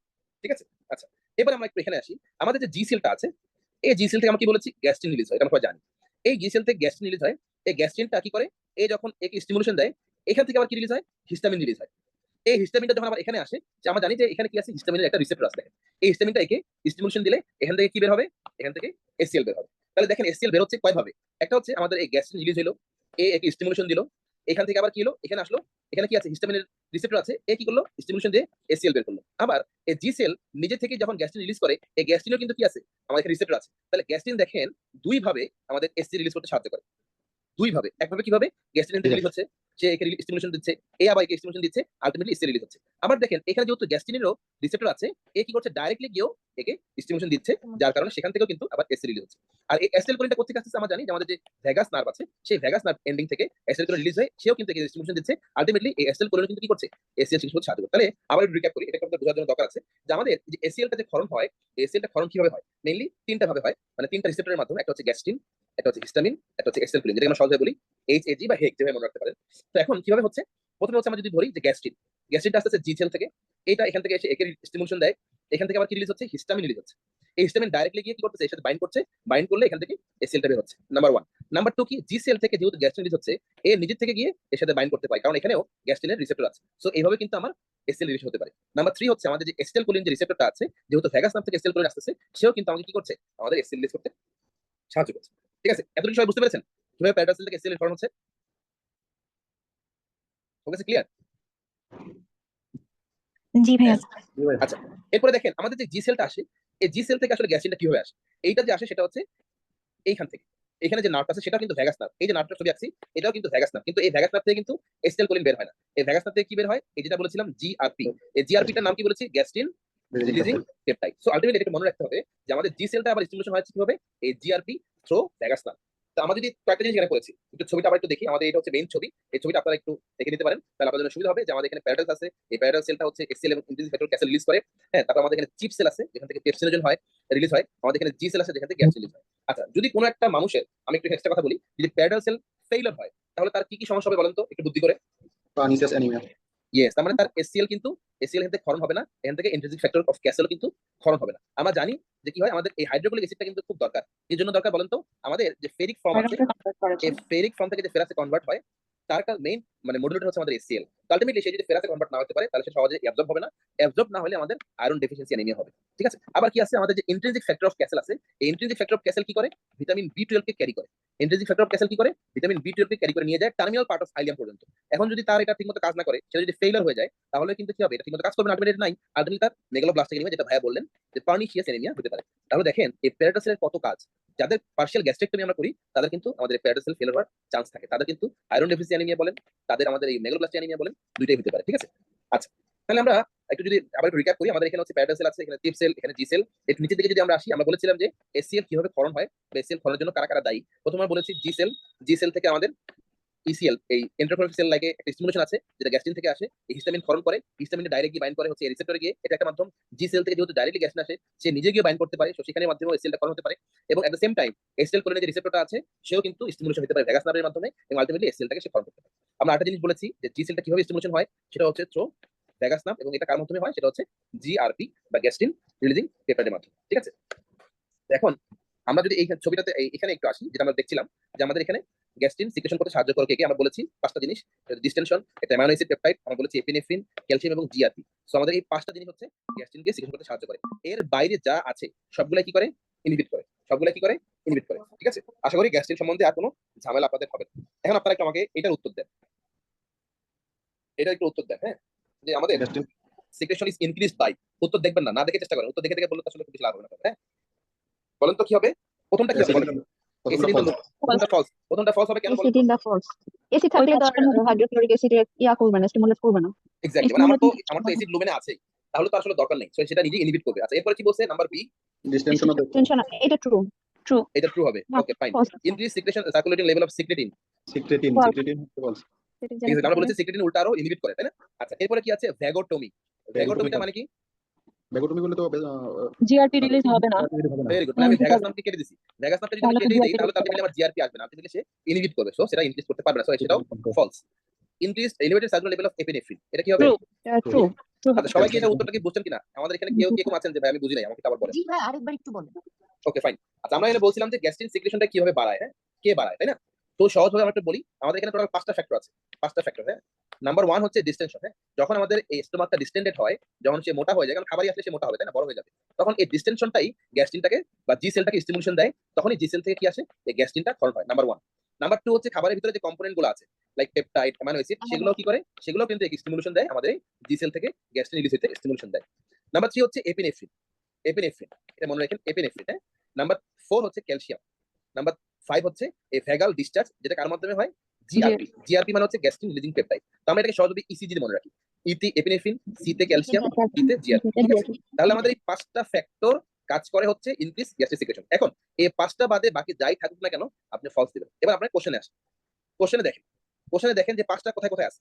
প্রথমটাতে কি এটার মধ্যে কোনটা আছে? 5টার মধ্যে একটা আছে। প্রথমটাতে একটু বুদ্ধি করে বলেন তো। না না। ভাই। নাই। তাহলে এটা আপনি যদি নাও বুঝেন, যদি ধরেন যে শুধু মুখস্থ করে অ্যান্সার দিতে, তাও যদি এটা false। একটু বুঝে দেখেন, এখানে বলছে যে অ্যাসিড ইন দ্য লুমেন। এটা নরমাল কমন সেন্স আমাদের কি বলে? আমাদের যদি অ্যাসিড এখানে থেকেই থাকে, তাহলে আমার আসলে অ্যাসিডের দরকার আছে? দরকার আছে? দরকার নাই। কারণ গ্যাস্ট্রিন আলটিমেটলি এসে কি রিলিজ করবে? অ্যাসিড রিলিজ করবে না? জি ভাই। আমরা তো একটু আগে বললাম, এই যে গ্যাস্ট্রিন কি করবে? আলটিমেটলি গ্যাস্ট্রিন তো অ্যাসিড সিক্রেশন করতে সাহায্য করবে। এখন আপনার এখানে আগে থেকে ভরপুর অ্যাসিড আছে। আপনার এখানে ভরপুর অ্যাসিড আছে। তাহলে আমার ওকে আর কেন দরকার? সো এটা ফলস হয়। এটা যদি বুঝে যদি আমি অ্যান্সার দিই। Number B, distension of stomach. এটা আমি একটু আগে বলেছি প্রথমটাই। So this is true. Okay, fine. Increase circular level of secretin. এটা কি আমরা 5টার মধ্যে কোথাও পড়েছি? না। না। সো এটা কিন্তু ফলস। হ্যাঁ, আমরা যদি একটু বুঝি যে হ্যাঁ, সিক্রেটিন কি করবে? সিক্রেটিন হচ্ছে আমরা জানি যে আমাদের ডিউরিনাম থেকে ক্ষরণ হয়, সে কি করে? প্যানক্রিয়াস থেকে আমাদের যে ওই বাইকার্বন রিলিজ করতে সাহায্য করে। সো এটা তো বলা বাহুল্য, সে কি করবে? একে বাধা দিবে। একে কোনোভাবে একে ক্ষরণ করতে সাহায্য করবে না। সো সেটাও কিন্তু ফলস। ঠিক আছে, আমরা আসতেছি। ভ্যাগোটমি। ভ্যাগাস নার্ভের মাধ্যমে জিআরপি আসে। কারণ আপনি ভ্যাগাসকে কেটে ফেলছেন। তাহলে জিআরপি আসার কোনো সুযোগ আছে আর? না। তো দিস ইজ ফলস। নাম্বার 5, এটা আমরা বলেছি আমাদের সূত্রের মধ্যে আছে epinephrine. Epinephrine. So this will be true. ঠিক আছে? সো আমরা যদি এটা ভেবে মনে রাখি তাহলে আমরা সহজ। এরপরে দেখেন কি বলছে? ইনহিবিট করে দেখেন, ইনহিবিটের ভিতরে সবাই আছে। আমাদের যে লিস্টে আমরা যাদেরকে পড়েছিলাম, আমাদের ওই যে বক্সে, আমরা বক্সে কি কি পড়েছি? আমরা সিক্রেটিন পড়েছি, সিসিকি পড়েছি, জিআইপি পড়েছি, জিএলপি পড়েছি, ভিআইপি পড়েছি, হ্যাঁ? এই দুটো একটু আলাদা। তার মধ্যে দেখেন এসোমারেশন তো আছে। তার মধ্যে দেখেন বক্সের মধ্যে যাদেরকে আমরা পড়েছি, মোরলেস সবাই কিন্তু আমাদের এই গ্যাস্ট্রিনকে কিন্তু ইনহিবিট করে। এটা একটা ছোট্ট ট্রিক্স। আপনি যদি ভুলেও যান তাও এটা মানে পারবেন ইনশাআল্লাহ। যে হ্যাঁ, তাহলে গ্যাস্ট্রিনকে আসলে সবাই হেল্প না, কেউ খুব বেশি হেল্প করে না। ম্যাক্সিমাম কি করে? গ্যাস্ট্রিনকে ইনহিবিট করে। কারণ গ্যাস্ট্রিনের কাজটা কি? গ্যাস্ট্রিন হচ্ছে যে খাবার আসবে, অ্যাসিড সিক্রেশন হবে, তারপরে কিন্তু বাকি সবাই তো উল্টা কাজ করে। খাবারটাকে একটু স্লো করে দেয়, খাবারটাকে অ্যালকালাইন বানায়, খাবারটাকে ভালোভাবে হজম করে। তো গ্যাস্ট্রিনের যে কাজটা সবাই কিন্তু ম্যাক্সিমাম কিন্তু ইনহিবিট করে বা বাধা দেয়। সহজভাবে মনে রাখতে হবে। ঠিক আছে? আশা করি গ্যাস্ট্রিন নিয়ে আর আপনাদের ঝামেলা আশা করি হবে না ইনশাআল্লাহ। হ্যাঁ? আচ্ছা, আমরা গ্যাস্ট্রিন থেকে একটু বের হই এবার। এবার হচ্ছে কোলেসিস্টোকাইনিন, হ্যাঁ? কোলেসিস্টোকাইনিন আমরা তো বলেছি এটা আইসিএল থেকে আসে। তো মনে রাখেন কোথায় কোথায় কাজ করে সেটা কি করবেন, এটা খুব বেশি ইম্পর্টেন্ট না। 3 স্টার হচ্ছে স্টিমুলেটিং ফ্যাক্টর এবং ফাংশন। ফাংশনের ভিতরে আমরা বলেছি যে বেসিক্যালি সে কি করে? সে হচ্ছে এনজাইম রিলিজ করে এবং এটাকে বলা হয় একবোলিক সিক্রেশন। নামটা একটু মনে রাখেন। এটাকে বলা হয় একবোলিক সিক্রেশন। আমরা বলেছি সে কি করে? গল ব্লাডারকে কন্ট্রাকশন করে। সেটা আমরা বলেছি কারণ আমাদের খাবারের জন্য বা হজম করার জন্য আমাদের বাইল দরকার আছে, তাই না? এই বাইলটাকে আনতে হবে গল ব্লাডার থেকে। ঠিক আছে? এই আনাটাকে হেল্প করে হচ্ছে আমাদের এই কোলেসিস্টোকাইনিন। ঠিক আছে? আমরা বলেছি স্ফিংক্টার ওভারিকে রিল্যাক্স করে। Very good. এবং সে কি করে? দেখেন এখানে বাকি সবগুলো কাজ আপনি নাম মুখস্থ করলেও পারবেন। কি করে? গ্যাস্ট্রিক রিলিজ করতে ইনহিবিট করে, গ্যাস্ট্রিক এম্পটিং এ বাধা দেয়, গ্যাস্ট্রিক মোটিলিটি বাধা দেয়। সবগুলো কিন্তু সে ইনহিবিট করতেছে। মানে গ্যাস্ট্রিকে যা আছে সবকিছুকে সে ইনহিবিট করবে। আপনি যদি কোনো ফাংশন ভুলেও যান তাহলে মনে রাখবেন সবাই কিন্তু ultimately gastric motility, gastric emptying এবং গ্যাস্ট্রিক যে এসএল সিক্রেশন সবগুলোকেই সে বাধা দেয়। সহজভাবে মনে রাখবেন। ঠিক আছে? আর হ্যাঁ, তাহলে আমাদের মোটামুটি এই হচ্ছে আমাদের কোলেস্টেরলের কাজ। একইভাবে সিক্রেটিনের যদি আমরা আসি, সিক্রেটিনের ক্ষেত্রে একই কথা। যেহেতু পাশাপাশি কাজ করে ওরা, শুধু পার্থক্য হচ্ছে এরা কি করে? এ হচ্ছে বাইকার্বনেট সিক্রেশন করে এবং এটাকে বলা হয় হাইড্রোলাইটিক সিক্রেশন। এটা একটু পরেই আমরা পাবো, তারপর একটু লেখা রাখলাম হাইড্রোলাইটিক সিক্রেশন। হাইড্রোলাইটিক সিক্রেশন কারণ এটাতে পানির কন্টেন্টটা বেশি, হ্যাঁ? এটাতে পানির পরিমাণটা বেশি, এজন্য একটু পাতলা পাতলা হয়। এজন্য এটাকে বলা হয় হাইড্রোলাইটিক সিক্রেশন। ঠিক আছে? আর বাদ বাকি দেখেন সব কাজ কিন্তু একই। ওই যে আমাদের কোলেস্টেরল যা কাজ করে তাই এই কাজ করে। ঠিক আছে? আচ্ছা, আদার হরমোনের ভিতরে আমরা বলেছি জিআইপি। আমরা জিআইপি কাজ বলেছি বেসিক্যালি মেইন কাজ হচ্ছে কি করা? ইনসুলিন সিক্রেশন করতে সাহায্য করা। ইনসুলিন সিক্রেশন করতে সাহায্য করা এবং সেও কিন্তু দেখেন গ্যাস্ট্রিক মোটিলিটি এবং সিক্রেশন করতে সে বাধা দেয়। সে কিন্তু বাধা দেয়। ঠিক আছে? আচ্ছা, তারপরে আমরা একটু এখানে আসি। জিএলপি 1। জিএলপি 1 ভাইয়া এই যে ইনহিবিট গ্যাস্ট্রিক এমটিং, এটা মানে কি গ্যাস্ট্রিক এমটি হতে বাধা দেয় নাকি? হ্যাঁ, এমটি পেটটা ভরা ভরা থাকে আর পেটটা ভরা ভরা থাকে, জি। ভরা ভরা থাকে। হ্যাঁ, আমরা একটু পরে পড়বো ওই যে কে পেট ভরা করে আর কে খালি করে, এই যে এখানেই আছে। ঠিক আছে? আচ্ছা, বুঝতে ছিলাম। আচ্ছা, এবার যে ফাংশন জিএলপি, এটা আপনারা এটা খুব ইম্পর্টেন্ট, একটু বুঝতে দিতে পারেন। হ্যাঁ, মেইন কথা হচ্ছে জিএলপি 1 এবং জিআইপি যে কাজগুলো আমরা বক্সে পড়েছি, বক্সটা ভালোভাবে পড়লে কিন্তু আমাদের এই পড়াগুলো হয়ে যাবে। ঠিক আছে? আপনারা শুধু ভালোভাবে বক্সটা পড়বেন। হ্যাঁ, এখানে একটু ডিটেইলস লেখা আছে বাট বক্সটাই মেইনলি ইম্পর্টেন্ট। ঠিক আছে? ভিআইপির কথা আমরা বলেছি যে আসলে সে কি করে, আমরা বলেছি সে হচ্ছে রিল্যাক্স করে এবং ভ্যাসোডাইলেশন করে, পাশাপাশি ইন্টেস্টাইনাল ওয়াটার এবং ইলেক্ট্রোলাইট সিক্রেশন করতে সাহায্য করে। হ্যাঁ, মোডেলিনের কথা, আচ্ছা মোডেলিনের কথাটা একটু বলি। সে আমরা বলেছি সে হচ্ছে গ্যাস্ট্রিক মোডে সাহায্য করে এবং সে করে কিভাবে, মাইগ্রেটরি মোটর কমপ্লেক্সের মাধ্যমে। হ্যাঁ, এটা কোথায় কোথায় পাওয়া যায় একটু মনে রাখেন, ইন্টারনাল কোমোফিল সেলে পাওয়া যাবে এবং মো সেলে পাওয়া যায়। হ্যাঁ, এটা একটু মনে রাখেন সোর্সটা, এটা সোর্সটা একটু দাগায় রাখেন, ঠিক আছে? আচ্ছা, সোমাটোস্টিনের কথা আমরা বলেছিলাম যে সে হচ্ছে সবকিছুকে বাধা দেয়, তাই না? ইউনিভার্সাল ইনহিবিটর বলি যেটাকে আমরা। সো আলটিমেটলি এটা তো বুঝতে পারছেন সবকিছুকে ইনহিবিট করবে। কোথা থেকে আসে? ডি সেল থেকে আসে, প্যানক্রিয়াটিক আইলেটসের ডি সেল থেকে আসে। এই সোর্সটা একটু দাগায় রাখেন। আচ্ছা, বোম্বেসিন নামটা একটু নতুন আমাদের কাছে, সেটার নামটা হচ্ছে কার, এই যে গ্যাস্ট্রিক রিলিজ যে পেপটিডটা আছে, এই জিআরপি আরটা নাম হচ্ছে বোম্বেসিন। হ্যাঁ, বোম্বেসিন সেটা কোথা থেকে আসে? নার্ভ এন্ডিং ভ্যাগাস নার্ভ থেকে আসে। হ্যাঁ, এবং দেখেন আমরা বলেছিলাম যে সে কি করে, বলেন তো জিআরপি কি করে বলেন, জিআরপি কি করে? তাহলে গ্যাস্ট্রিন নিয়ে কিন্তু আমাদের অনেক ক্যাচাল হয়েছে এবং অনেক কিছু আমরা জানছি যে পরীক্ষায় গ্যাস্ট্রিন নিয়ে যদি কোনো কিছু আসে যেন ভুল করা যাবে না, ঠিক আছে? কারণ গ্যাস্ট্রিনটা সারা অনেকভাবে পেঁচাই যায় এবং এর সাথে অনেক সম্পর্ক আছে। হ্যাঁ, তো আমরা যদি এই বক্সটা এবং এই ছবিটা যদি ভালোভাবে মনে রাখি, হ্যাঁ, এই ছবি যদি মনে রাখি, তাহলে আশা করি আপনারা মানে এটা নিয়ে খুব বেশি ভেজালে পড়বেন না আসলে। হ্যাঁ, আচ্ছা, এরপর আমরা একটু আসি হচ্ছে আমাদের যে কি, আমাদের দুইটা হরমোনের কথা যেটা বলেছিলাম, অ্যানোরেক্সিয়া এবং অরেক্সিয়া। অ্যানোরেক্সিয়া মানে হচ্ছে আপনার খাবার ভাই খাইতে একটু ইচ্ছা আস্তে করছে। আস্তে পড়ান। কিছু জোরে চলে যাচ্ছি, তাদের যাচ্ছে আপু? জি আচ্ছা, ভাই। ঠিক আছে, ওকে, fine। আচ্ছা, আমরা যেটা বলছিলাম যে অ্যানোরেক্সিয়া এবং অরেক্সিয়া। হ্যাঁ, অ্যানোরেক্সিয়া মানে হচ্ছে যে আমাদের খাবার খাইতে ইচ্ছা করতেছে না, তাই না? মানে আমার পেট ভরা আছে, মানে ক্ষুধা মন্দা বলতে পারেন যেটা। আর অরেক্সিজেনিক মানে হচ্ছে আমার খাইতে ইচ্ছা করতেছে, হ্যাঁ, আমার শুধু খিদা লাগতেছে, ব্যাপারটা এরকম। তো অ্যানোরেক্সিজেনিক কারা, যারা হচ্ছে আমাদের এই যে আমরা বললাম একটু আগে যে গ্যাস্ট্রিক এমটিং এ যারা বাধা দিবে, তাই না? যদি পেট আমার ভরা থাকে, গ্যাস্ট্রিক যদি আমার এমটি না হয়, তাহলে তার খাইতে ইচ্ছা হবে না, তাই না? তো দেখেন এখানে যারা যারা আছে সবাই কিন্তু মোটামুটি আমাদের গ্যাস্ট্রিক এমটিং করতে বাধা দেয়। এর ভিতরে জিএলপি ওয়ান করেছি, এখানে একটা জিনিস লেখা নেই, জিআইপি ওয়ানও হবে। হ্যাঁ, তো এটাকে আমরা সহজভাবে মনে রাখি হচ্ছে গল্প দিয়ে, গল্প আই। গল্পতে কি কি হয়? গল্পতে হচ্ছে বেসিক্যালি, এখানে দেখেন গল্পতে কারা কারা হয় একটু দেখি। জিতে হচ্ছে আমাদের জিএলপি ওয়ান এবং জিআইপি দুইটাই। হ্যাঁ, দুইটাই লেখেন, জিআইপি এখানে লেখেন, জিআইপি হবে। হ্যাঁ, তাহলে আমাদের জিতে হচ্ছে কি বললাম, জিআইপি এবং জিএলপি। আচ্ছা, ওতে কি? ওতে হচ্ছে অক্সিমোডুলিন। এটা নামটা নতুন আপনাদের কাছে, এগুলো এখানে নাই কিন্তু আমাদের বইগুলোতে আছে, জ্ঞানমে আছে। হ্যাঁ, নামটা একটু মনে রাখেন, অক্সিমোডুলিন। এল তে কি আছে? লেপটিন। এটা একটা হরমোন যে কি করে আমাদের খাবার খাইতে ইচ্ছা করে, মানে ইচ্ছাতে বাধা দেয়, ঠিক আছে, বা অ্যানোরেক্সিয়া করে, ঠিক আছে? এলপি, পি তে কি আছে? পি তে হচ্ছে পলিপেপটাইড ওয়াই ওয়াই এবং হচ্ছে প্যানক্রিয়াটিক পলিপেপটাইড। আর আই তে হচ্ছে ইনসুলিন। তাহলে আবার একটু বলি, গল্প, তাই না? গল এই গল্প কথাটা কেন আসলো? মানে এটা ভেবে মনে রাখতে পারেন যে খাওয়া দাওয়া হয়ে গেলে, খাওয়া দাওয়া করার পর আমরা কি করি? গল্প করি না? ধরেন আপনার পেট ভরপুর, পেট ভরা আছে, ঠিক আছে, বুফে টুফে খাইছেন, ঠিক আছে, বা কোথাও একটা খাওয়া দাওয়া করেন, খাওয়া দাওয়ার পরে আমাদের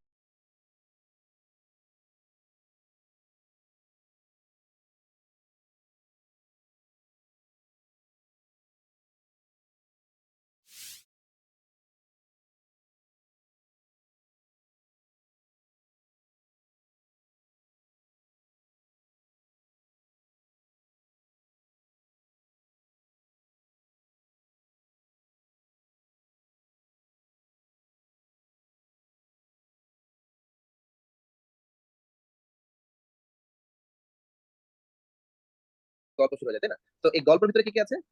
জি, জিতে হচ্ছে জিএলপি ওয়ান, জিআইপি, ওতে হচ্ছে আমাদের অক্সিমোডুলিন, এলতে হচ্ছে লেপটিন, পিতে হচ্ছে পলিপেপটাইড ওয়াই এবং প্যানক্রিয়াটিক পলিপেপটাইড কিন্তু আলাদা, এবং আইতে হচ্ছে ইনসুলিন, ঠিক আছে? সো বেসিক্যালি এখানে প্রশ্নটা দুইভাবে আসতে পারে। একটা হচ্ছে বলতে পারে যে কারা কারা অ্যানোরেক্সিজেনিক হরমোন, অথবা বলতে পারে যে কারা কারা স্যাটাইটি সেন্টারকে স্টিমুলেট করে। সো দুইভাবে কিন্তু আসতে পারে, দুইটা একই জিনিস। অ্যানোরেক্সিয়া মানে আপনার ভরপুর পেট আছে, স্যাটাইটি সেন্টার স্টিমুলেশন করা মানে কি? স্যাটাইটি মানে কি? পেট ভরা, যে ওটাকে স্টিমুলেট করলে আপনার আর খাইতে ইচ্ছা করবে না। সো দুইভাবে কিন্তু প্রশ্ন আসতে পারে, দুইভাবে কিন্তু জিনিসটা মনে রেখে, শুধু একটা মনে রেখে আবার দেখা যায় পরীক্ষার ভিতরে স্যাটাইটি কি জিনিস আর হাঙ্গার কি জিনিস, এটা অনেক সময় কিন্তু মাথায় কাজ করে না। আচ্ছা, আমি একটু 2 মিনিট অফ ছিলাম, আলাদা দিচ্ছে, তো আলাদা শুনে আমি আবার শুরু করবো।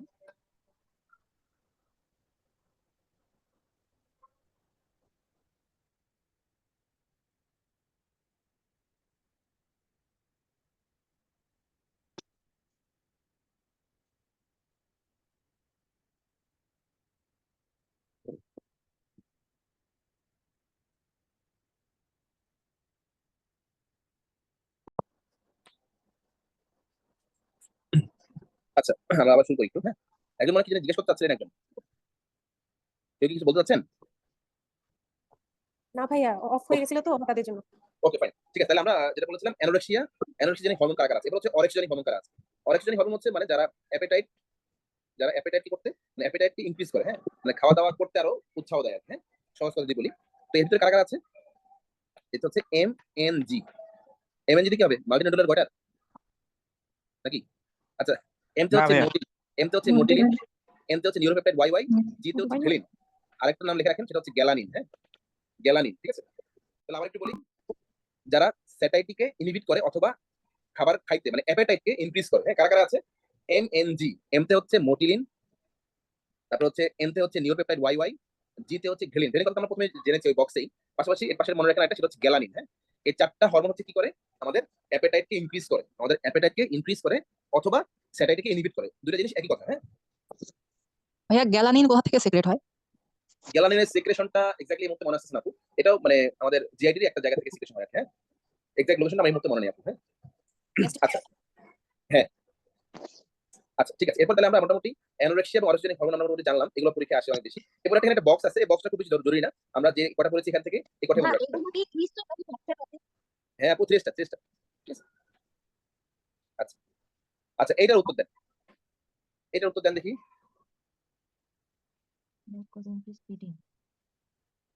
বলেন, উত্তর দেখে দিবেন, না দেখে বলবেন। A true, B A true, B B true, true, C true, Ghrelin, B true, C MNG, false, galanin D true, D false. First of all, এমএনজি, তাই না? এমএনজি, তাই না? MNG, ঠিক আছে, তাহলে হচ্ছে আমাদের নিউরোফেড আসছে, গ্যালিন আসছে, গ্যালানিনও আছে। হ্যাঁ, বাকি দুটো হচ্ছে আমাদের অ্যানোরেক্সিয়া করে। হ্যাঁ, সবাই কি বুঝতে পারছেন এটা? সবাই কি বলেন? জি ভাইয়া। ইনক্রিজ ফিডিং, হ্যাঁ, কথাটা কিন্তু বলছি আমি বিভিন্নভাবে আসতে পারে। এখানে আসতে পারে অরেক্সিজেনিক হরমোন কোনটা, আসতে পারে ইনক্রিজ ফিডিং কোনটা, আসতে পারে ইনহিবিট স্যাটাইটি, এভাবে আসতে পারে। হ্যাঁ, তো কোশ্চেন কিন্তু আপনাকে দেখে বুঝতে হবে কি চাইছে। আপনার পরীক্ষার সময় তাড়াহুড়া করার টেন্ডেন্সি থাকে আমাদের, কারণ যেহেতু পরীক্ষা খুবই শর্ট টাইমে হয়। হ্যাঁ, খুব দ্রুত অ্যান্সার করতে হয়, অনেক সময় আমরা খেয়াল করি না আসলে কি চাইছে।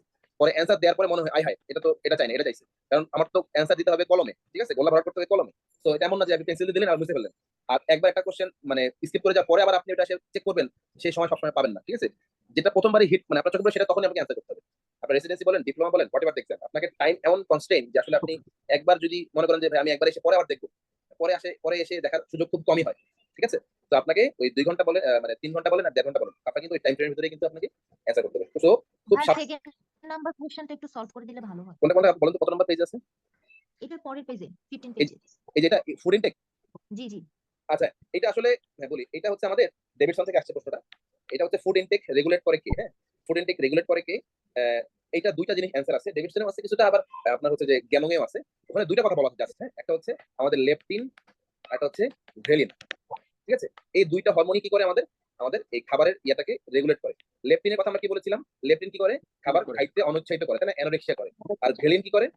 রেলিন হাঙ্গার করে। হাঙ্গার করে। অনেক তো এই যে দুটার মধ্যে যে ব্যালেন্স, ইমব্যালেন্স যদি হয়, তাহলে যদি কেউ যদি খুব বেশি হয়, ধরেন কারো যদি গ্রেলিনটা খুব বেড়ে যায়, তাহলে তার কি হবে অবস্থা বলেন তো? দেয়া লাগবে। শুধু খাইতে থাকবে। আর কারো যদি লেপটিনের অবস্থা বেশি হয়, ঠিক আছে, তাহলে তার কি হবে? আলটিমেটলি সে খাইতে যাবে না। সো এই দুটো কথাই বলা আছে, জ্ঞানও আছে। আপনার ডেভিডসনের যে নিউট্রিশনাল ফ্যাক্টর যে বই চ্যাপ্টারটা আছে সেখানে দেখতে পারেন। সো এখান থেকে কোশ্চেনের করছে। সো এর অ্যান্সার আসলে বেসিক্যালি এই দুটোই। আমরা অনেক সময় এই thermostatic mechanism, specific dynamic action, গ্যাজার মেকানিজম, এগুলোর সাথে অনেকে তুলনা করে, বাট স্পেসিফিকলি বই থেকে প্রশ্নটা যেহেতু করছে, অ্যান্সার এই দুইটাই হবে ট্রু। বুঝতে পারছেন? তো 2018 সালে আসছিল, তখন স্যাররা একবার স্পেসিফিকলি বই থেকে করতো। এখন কিছু প্রশ্ন একটু স্যার অনেক সময় চেঞ্জ করে দেয়। হ্যাঁ, তখন আবার ডাইরেক্টলি হুবহু বই থেকে চলে আসছে। এখনো দেয় বই থেকে, তারপরেও কিছুটা এডিট স্যারা করে আর কি। এই জন্য প্রশ্ন এখন একটু কঠিন হয়ে গেছে মোটামুটি। হ্যাঁ, আগে ধরেন মেইন বই থেকে হুবহু আপনি ভালোভাবে পড়ে যেতে পারতেন, তাহলে অ্যান্সার করাটা কঠিন মানে সহজ হতো। কিন্তু এখন যেটা হচ্ছে যে আপনাকে কিছু কনসেপ্ট রাখতে হবে। হ্যাঁ, একটু ঘুরায় আপনাকে সারা চেক করার চেষ্টা করবে। হ্যাঁ, আচ্ছা, আমরা যেটা বলছিলাম মোটামুটি তাহলে আমাদের এটা হয়ে গেছে। এরপর আমরা আসি একটু জিআইটি এনজাইমে। হ্যাঁ, এটা খুব বেশি ইম্পর্টেন্ট না, আমি তো আপনাদের ইয়াতে প্রথমে এটা দাগাই দিই। জাস্ট এখানে কয়েকটা জিনিস একটু আমরা পড়বো। সেটা কি কি? সেটা হচ্ছে যে একটা হচ্ছে স্যালিভারি গ্ল্যান্ড থেকে আমাদের যে এনজাইম আসে তার নাম হচ্ছে salivary alpha amylase. Salivary alpha amylase এটা অ্যাক্টিভেট করে ক্লোরাইড। হ্যাঁ, এটা একটু জাস্ট মনে রাখবো। স্টোমাকে কি আছে? আমাদের পেপসিনোজেন। আমরা বলেছি পেপসিনোজেন কোন সেল থেকে আসে? চিপ সেল থেকে, তাই না? পেপসিনোজেন কোন থেকে আসে? চিপ সেল থেকে। সেটাকে অ্যাক্টিভেট করে কি? এসসিএল। সেটাকে অ্যাক্টিভেট করে কি? এসসিএল। এসসিএল কি করে? পেপসিনোজেনকে পেপসিনে কনভার্ট করে। আর এরপর হচ্ছে কি আছে? ট্রিপসিনোজেন বা ট্রিপসিন, সেটাকে অ্যাক্টিভেট করে এন্টারোপেপটাইডেস। এই তিনটা জিনিস করবে। হ্যাঁ, স্যালিভারি গ্ল্যান্ড থেকে যেটা আসে আলফা অ্যামাইলেজ, এরপর হচ্ছে পেপসিনোজেন বা পেপসিন। ভাইয়া ফাংশন গুলো কি করতে হবে না? এগুলো না, এগুলো দরকার নেই, এগুলো দরকার নেই, এগুলো দরকার নেই। ঠিক আছে, এগুলো সব বাদ দিয়ে দেন। হ্যাঁ, আমাদের এই তিনটা অংশ এবং অ্যাক্টিভেটর কি, এই অংশগুলো পড়লেই হবে। এটা খুব বেশি পরীক্ষা কোনো আসে না। হ্যাঁ, লাগবে না। আর এখান থেকে হচ্ছে ইন্টেস্টাইনাল মিউকাসা থেকে শুধু আপনাদের এই তিনটা জিনিস লাগবে, মেলটেস, ল্যাকটেস এবং সুক্রেস। হ্যাঁ, এইটার এইটার কনভার্সনে কি হয়? মেলটোস হয়, মেলটোট্রায়াস হয়, ল্যাকটেস থেকে ল্যাকটোজ হয় এবং আলটিমেটলি সুক্রোজ হয়, তাই না? তো আমাদের এই এনজাইমগুলো কে কাকে কনভার্ট করে? মেলটোসকে কনভার্ট করে, ল্যাকটেস ল্যাকটোজের উপর কাজ করে, সুক্রেজের উপর কাজ করে। আমরা জানি মোটামুটি। এখন ল্যাকটোজ ভেঙে কি হয়? গ্যালাক্টোজ এবং গ্লুকোজ হয়। সুক্রোজ ভেঙে কি হয়? সুক্রোজ এবং গ্লুকোজ। এটা আমরা বায়োকেমিস্ট্রিতে পড়বো, তারপর একটু এখানে দেখে যাবেন এই তিনটা অংশ। হ্যাঁ, মেলটেস, ল্যাকটেজ এবং সুক্রেজ কার উপর কাজ করে? কি হয়? ল্যাকটেজ ভেঙে কি হয়? সুক্রেজ ভেঙে কি হয়? দ্যাটস ইট, আর কিছু লাগবে না। হ্যাঁ, আচ্ছা, এরপর আছে আমাদের ভাইয়া গ্যাস্ট্রিক। সালাম দিয়ে কি সালাম দিয়ে হচ্ছে ওই যে সুক্রেজ, ল্যাকটেজ, মেলটেজ, এটা মনে রাখার জন্য। ঠিক আছে, আচ্ছা, এরপর আমরা একটু স্যালাইভাটা আগে বলি, তারপর গ্যাস্ট্রিক জুস। আচ্ছা, গ্যাস্ট্রিক জুসটা বলি, তারপর স্যালাইভা আসছে। আচ্ছা, গ্যাস্ট্রিক জুসে তো আমরা গ্যাস্ট্রিক পড়ে আছি, তারপর একটু এটা যেহেতু ওর সাথে রিলেটেড, এই জন্য বলছি। আমরা বলেছিলাম কি কি গ্যাস্ট্রিক জুসের মধ্যে কি, এটা হচ্ছে হাইলি অ্যাসিডিক পিএইচ 1 থেকে 3, এটা হচ্ছে পিএইচ থাকে। এবং এটা কোথা থেকে আসে? এটা হচ্ছে অক্সিয়েন্টিক সেল থেকে আসে, যেটা আর নাম হচ্ছে প্যারাটাল সেল। আমরা বলেছিলাম না যে প্যারাটাল সেলে কার কার রিসেপ্টর থাকে বলেন তো? আমরা বলেছিলাম। Histamine, acetylcholine, gastrin, histamine, acetylcholine. Very good. So আমাদের হচ্ছে দেখেন এখানে এই কথাগুলো বলছে, আমাদের গ্যাস্ট্রিন, আমাদের হিস্টামিন, অ্যাসিটাইলকোলিন হচ্ছে মাসকারিন রিসেপ্টর, M3 মাসকারিন রিসেপ্টর। সো এই কথাগুলো একটু দাগা রাখেন, ফিরেস্টার এটা। আর বাকিগুলো আমরা বলেছি, আমরা ছবি এঁকেছি, এই ছবিটা এখানে আবার সুন্দর করে দিয়েছি দেখেন। আমরা যেটা বলেছিলাম যে আমাদের জিআরপিটা কোথা থেকে আসে, এই জিআরপি দেখেন, জিআরপি কাজ করছে কার উপরে? জি সেলের উপরে। এই জি সেলটা থেকে কি রিলিজ হচ্ছে? গ্যাস্ট্রিন রিলিজ হচ্ছে, তাই না? এই গ্যাস্ট্রিনটা আবার কি করছে? আমরা বলেছিলাম যে ইসিএল এর উপর কাজ করে। এই ইসিএল থেকে কি বের হয়েছে? হিস্টামিন বের হয়েছে। এই হিস্টামিনটা আবার কোথায় কাজ করছে? প্যারাটাল সেলের উপর কাজ করছে। গ্যাস্ট্রিন কিন্তু নিজে থেকে কিন্তু আবার কাজ করতে পারে কোথায়? সে কিন্তু কাজ করতে পারে প্যারাটাল সেলে। সো আলটিমেটলি দেখেন ওই যে আমাদের ছবিটা এঁকেছিলাম এখানে, সেই ছবিটা একটু এখানে আমরা একটু মানে ইয়াতে ছবিটা এঁকেছে। সো আপনারা এটা একটু জাস্ট দাগা রাখেন যে আমাদের জিআরপি কোথা থেকে আসছে, জিআরপি কার উপর কাজ করছে, কাজ করার পরে গ্যাস্ট্রিন রিলিজ হয়েছে, সেখান থেকে সেটা ইসিএল এর উপর কাজ করে, ইসিএল থেকে আলটিমেটলি হিস্টামিন বের হয়, হিস্টামিন আলটিমেটলি প্যারাটাল সেলের উপর কাজ করে। একইভাবে আমাদের গ্যাস্ট্রিন নিজে নিজেও কাজ করতে পারে প্যারাটাল সেলের উপর, কারণ প্যারাটাল সেলে গ্যাস্ট্রিনের রিসেপ্টর আছে। এবং এট দ্য সেম টাইম আমাদের এসিএস মানে আমাদের অ্যাসিটাইলকোলিন রিসেপ্টর, সেটা কিন্তু আমাদের প্যারাটাল সেলকে স্টিমুলেট করে এসিএল সিক্রেশন করতে সাহায্য করে। সো আমাদের আগের পড়াগুলো একটু এখানে রিক্যাপ করলাম। আচ্ছা, আমরা একটু এইটার উত্তর দিই। মাঝখানে কি হচ্ছে 10 নাম্বার টপিক এগুলো পড়তে হবে না? না আমি আসতেছি, ওটা আসতেছি। আমি একটু just যেহেতু গ্যাস্ট্রিনের সাথে সম্পর্কিত একটু এইজন্য পড়া ফেলছি, এটা আমরা ওটা আসতেছি। আচ্ছা, এই দুইটা প্রশ্ন উত্তর দেন, আগে এটা উত্তর দেন। the stomach, In the stomach, acetylcholine stimulate secretion of gastrin. fixation of True. Inhibit. অনেকে ট্রু বলছে, অনেকে ফলস বলছে, একজন খুব দ্রুত ট্রু বলছে। আচ্ছা, যেই বলেন না কেন, ভুল হলে কোনো দোষ নাই, হ্যাঁ? ভুল হলে ভালো, যেটা আপনি ভুল হবে সেটা জীবনে পরীক্ষা ভুল হবে না, এটা মনে রেখে। ঠিক আছে, যেটা এখানে ভুল হবে, যেটা জীবনে পরীক্ষা ভুল হবে, কিন্তু যেটা এখানে ভুল হবে না সেটা কিন্তু ভুল হতে পারে। ঠিক আছে, সমস্যা নাই, এটা কিন্তু অনেকে ট্রু দিয়ে দিবেন। হ্যাঁ, দেখেন খেয়াল করে দেখেন, এই যে আমি বলছি যে আমাদের গ্যাস্ট্রিন রিলিজ করতে সাহায্য করে ভ্যাগাস নার্ভ, কিন্তু সেখানে কে থাকে? জিআরপি। বারবার আমি বলছি জিনিসটা, ঠিক আছে, এই জন্য বারবার উচ্চারণ করছি, কারণ এটা উল্টা পাল্টা হয়ে যাবে। সো এটা ফলস হবে, এখানে যদিও ট্রু দেওয়া আছে, এটা এটা ঠিক করেন। আপনাদের বই যদি ট্রু থাকে এটা ফলস হবে। আপনাদের বই কি ট্রু দেয় এটা? হ্যাঁ, এটা ঠিক করেন। হ্যাঁ মানে ভাইয়া অ্যাসিটাইল স্টিমুলেট বা সিক্রেশন অফ গ্যাস্ট্রিন, এটা ফলস হবে।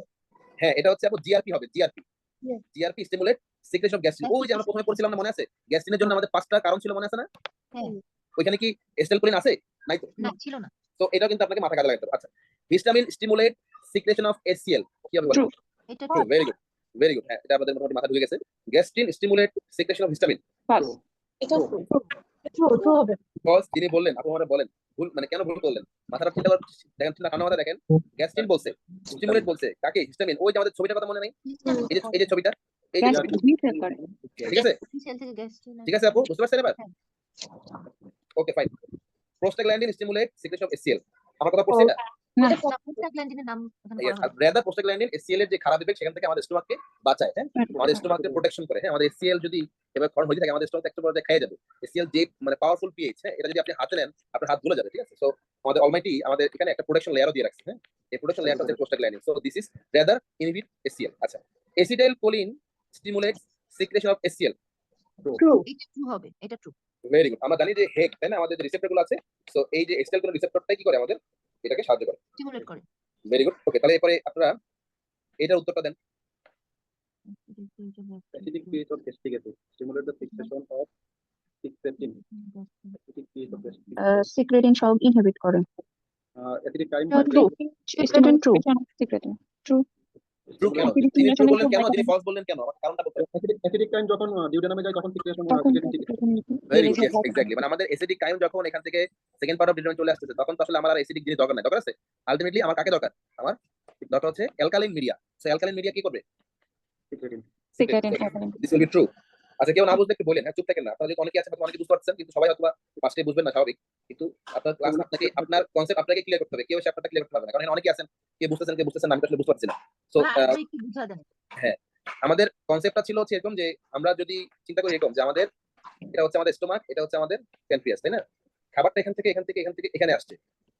প্রশ্নটা হচ্ছে acidic pH of gastric juice, acidic pH of gastric juice কি করে? তো অ্যাসিডিক পিএইচ অফ গ্যাস্ট্রিক জুসটা আলটিমেটলি খাবারের মধ্যে যে খাবারটা আছে, এই খাবারটা কি অ্যাসিডিক না বলেন তো?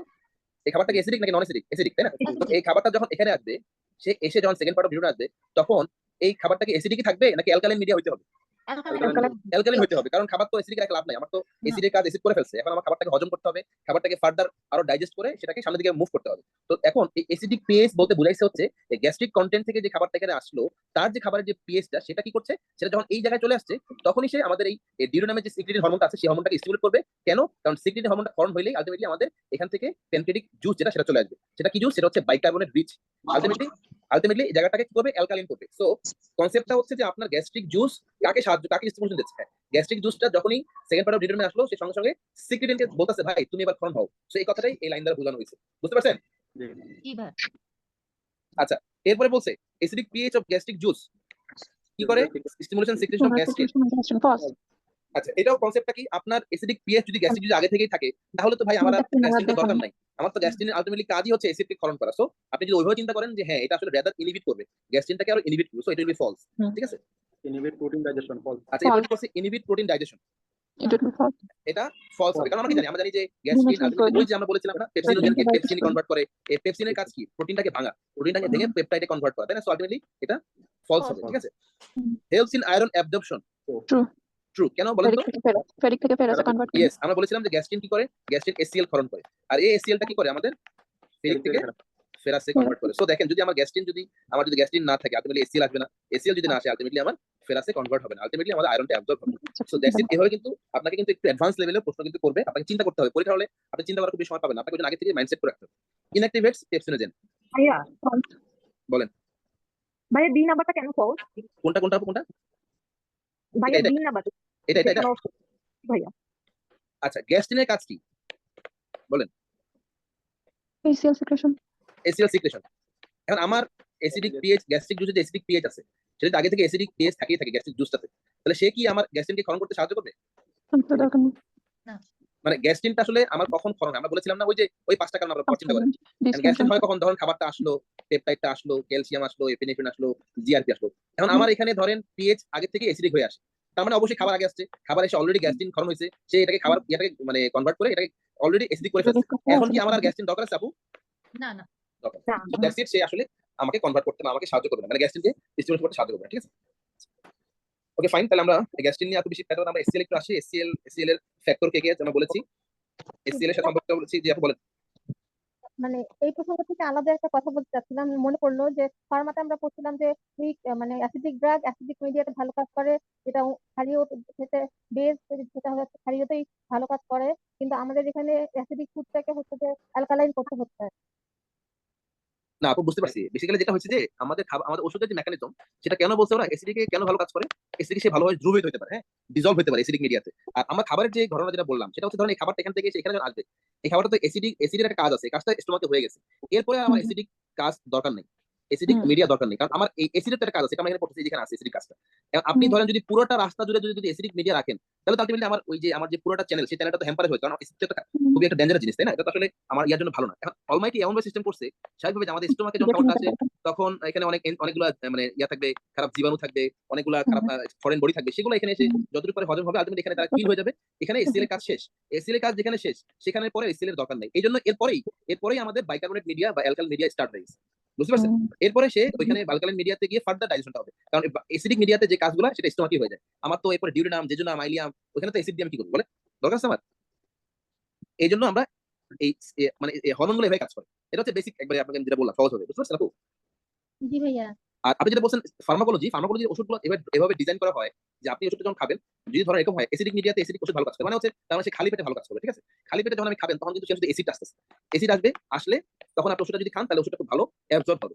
আবার ক্ষারীয় মাধ্যম মানে হচ্ছে ধরেন আপনি খাইছেন, খাওয়ার পরে ওষুধটা যখন খাবেন, তখন কিন্তু আলটিমেটলি খাবারটা যখন পাস করতে, আলটিমেটলি খাবারটা কিন্তু এদিকে চলে আসবে, অ্যালকালিন হয়ে যাবে না আপু, তখন এদিকে চলে আসবে খাওয়ার পরে, তখন আলটিমেটলি খাইলে ওই খাবারটা, ওই ওষুধটা ওইভাবে ডিজাইন করা হয়েছে যে ক্ষারীয় মাধ্যমে সে সহজেই অ্যাবজর্ব হয়ে ব্লাডে গিয়ে সে সহজেই আপনার সার্কুলেশন চলে আসতে পারবে। আমার ওষুধটার কাজটা কি, আমরা পড়েছিলাম ফার্মাকোকাইনেটিক্স, তাই না? যে প্রথমে সেটা কি অ্যাবজর্ব হবে, এরপর কোথায় যাবে, সিস্টেমিক সার্কুলেশনে যাবে, এরপর সেটা মেটাবলিজম হবে, আলটিমেটলি সেখান থেকে মানে কাজ করে সেলে যাবে, আলটিমেটলি সেখান থেকে স্পিড হবে। তো অ্যাবজর্পশন হলো, মেটাবলিজম হলো। অ্যাবজর্পশন এবং মেটাবলিজমের মাঝখানে যে মিডিয়াটা, সেটা হচ্ছে এসিডিক মিডিয়া এবং অথবা অ্যালকালাইন মিডিয়া, যেটা এসিডিক এভাবে ড্র করা হয়েছে, মানে ওইভাবে যদি ডিজাইন করা হয় ওষুধটাকে, যে সেটা ওই এসিডিক পিএইচে ভাঙবে, এসিডিক পিএইচে ভালো অ্যাবজর্ব হবে, সেই ওষুধটা আপনি খালি পেটে খাবেন। আবার ধরেন যে ওষুধটা অ্যালকালাইন মিডিয়াতে ভাঙবে বা অ্যালকালাইন মিডিয়াতে ভালো অ্যাবজর্ব হবে, তখন ওষুধটাকে আপনাকে পোস্ট প্যারান্ডিয়াল বা আপনাকে আফটার মিল আপনাকে খাইতে হবে, বুঝতে পারছেন? এভাবে ডিজাইন করা হয়। জি ভাইয়া, বুঝতে পারছি। আচ্ছা, আমি জানি কোথায় ছিলাম। আচ্ছা, তারপর হচ্ছে HCl সিক্রেশনের ফ্যাক্টর, হ্যাঁ, এটা আমরা পড়ছি, এটা পড়বো না, আমরা মোটামুটি আমরা সবাই পড়ে ফেলছি। HCl এর সিক্রেশনের ভিতরে কাজ কি আমরা তো বলে ফেলেছি, পেপসিনে কনভার্ট করে, তারপর হচ্ছে প্রোটিনকে ভাঙে, হাইড্রোলাইজ করে, তারপর হচ্ছে ব্যারিয়ার ব্যাকটেরিয়াগুলোকে মারে, হ্যাঁ, তারপর হচ্ছে আমরা আরো বলেছি এনজাইম, পেপসিন, এগুলো ইনভারমেন্ট ঠিক আছে, পরে আয়রনটাকে ফেরাস স্টেটে রাখে। এগুলো আশা করি আর বলা দরকার নেই, আপনি এটা পারবেন।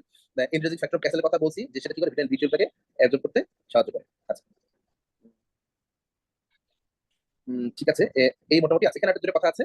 এরপর হচ্ছে আমাদের এই যে আমরা বলেছিলাম যে প্যারাডাল সেলের যে ফেলিওর যদি হয় তাহলে কি হতে পারে। প্যারাডাল সেল ফেলিওর হলে আমরা বলেছি এসিএল ঠিকমতো কাজ করবে না, ভিটামিন বি12 যে মানে ইন্ট্রিনসিক ফ্যাক্টর ক্যাসেল কাজ করবে না। আলটিমেটলি একটা হচ্ছে এসিএল এর কারণে আমরা দেখেন কি হচ্ছে, প্রোটিন ডাইজেশন হচ্ছে না, ইনফেকশন বেড়ে যাবে, আয়রন অ্যাবজর্পশন হবে না।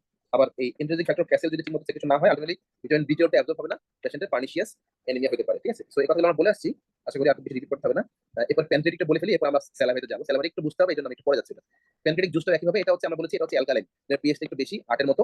এখানে দুই ধরনের এনজাইম সিক্রেশন আমরা বলেছি, একটা হাইড্রোলাইটিক যেটাতে আমরা কি থাকে বাইকার্বন রিচ থাকে, যেটা আসলে সিক্রেটিন সিক্রেশন করে, যেটা আমরা বলেছি, এবং এটা একটু ওয়াটারি হয়, একটু থিন হয়।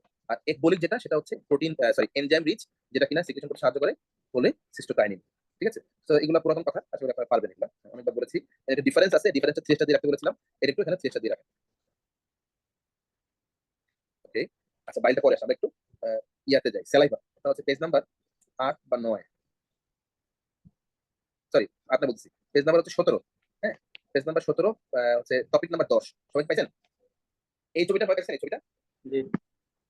আচ্ছা আচ্ছা, আমরা একটু যদি বলি সহজ হবে, সেটা হচ্ছে আমাদের এই স্যালাইভার এখানে যে কোশ্চেনটা আসছে, একটা কোশ্চেন আছে একটু কঠিন কোশ্চেন, এই জন্য এটা একটু ভালোভাবে বলছি, ভালোভাবে খেয়াল করে শুনেন। আমাদের যে স্যালাইভার যে সেলগুলো আছে, হ্যাঁ, এই একটা নরমাল একটা সেল, নরমাল একটা সেল করা আছে। এখানে দুই ধরনের সেল আছে, একটা হচ্ছে অ্যাসিনার সেল আর হচ্ছে ডাক্টাল সেল, আরো সেল আছে, মাঝখানে মায়োএপিথেলিয়াল সেলও আছে। তো আমরা যদি সহজে বলি, প্রথমে ভালো খেয়াল করে শুনেন, এই যে অ্যাসিনার সেলগুলো আছে, এই অ্যাসিনার সেলগুলো থেকে আলটিমেটলি স্যালাইভারটা এখানে আমাদের এই ডাক্টে আসে, এই সিক্রেশনটা এখানে আসে। হ্যাঁ, তো এই সেল যে সিক্রেশনটা এখানে আসে, সেই সিক্রেশনের যে মানে যে টনিসিটি, সেই টনিসিটি আমাদের প্লাজমা টনিসিটির সমান সমান বা কাছাকাছি, এই জন্য এটাকে বলা হয় আইসোটনিক। কি বললাম, আমাদের এসএনএর সেল থেকে যে সিক্রেশন গুলো আছে, বেসিক্যালি ওদের যে টনিসিটি, টনিসিটি মানে আমাদের মানে পানির ভিতরে যে ইলেক্ট্রোলাইট বা আমাদের যে লবণগুলো থাকে না, সোডিয়াম ক্লোরাইড, পটাশিয়াম, আমাদের যে ইলেক্ট্রোলাইট গুলো আছে, সেগুলোর কনসেন্ট্রেশন আর প্লাজমা কনসেন্ট্রেশন সেম, এই জন্য এটাকে বলা হয় আইসোটনিক কনসেন্ট্রেশনের একটা সিক্রেশন। আচ্ছা, যখন সিক্রেশনটা এদিক দিয়ে এদিক দিয়ে এদিক দিয়ে এদিক দিয়ে যখন এদিকে চলে আসে, হ্যাঁ, তখন সে যখন এদিকে আস্তে আস্তে না বের হয়ে থাকে, সেলাই ভাবে বের হয়, এই বের হওয়ার মাঝখানে সে কি করে, সে কিছু কিছু জিনিস, কিছু ঘটনা ঘটে। এখানে একটা সেল নাম দেখা যাচ্ছে ডাক্টাল সেল।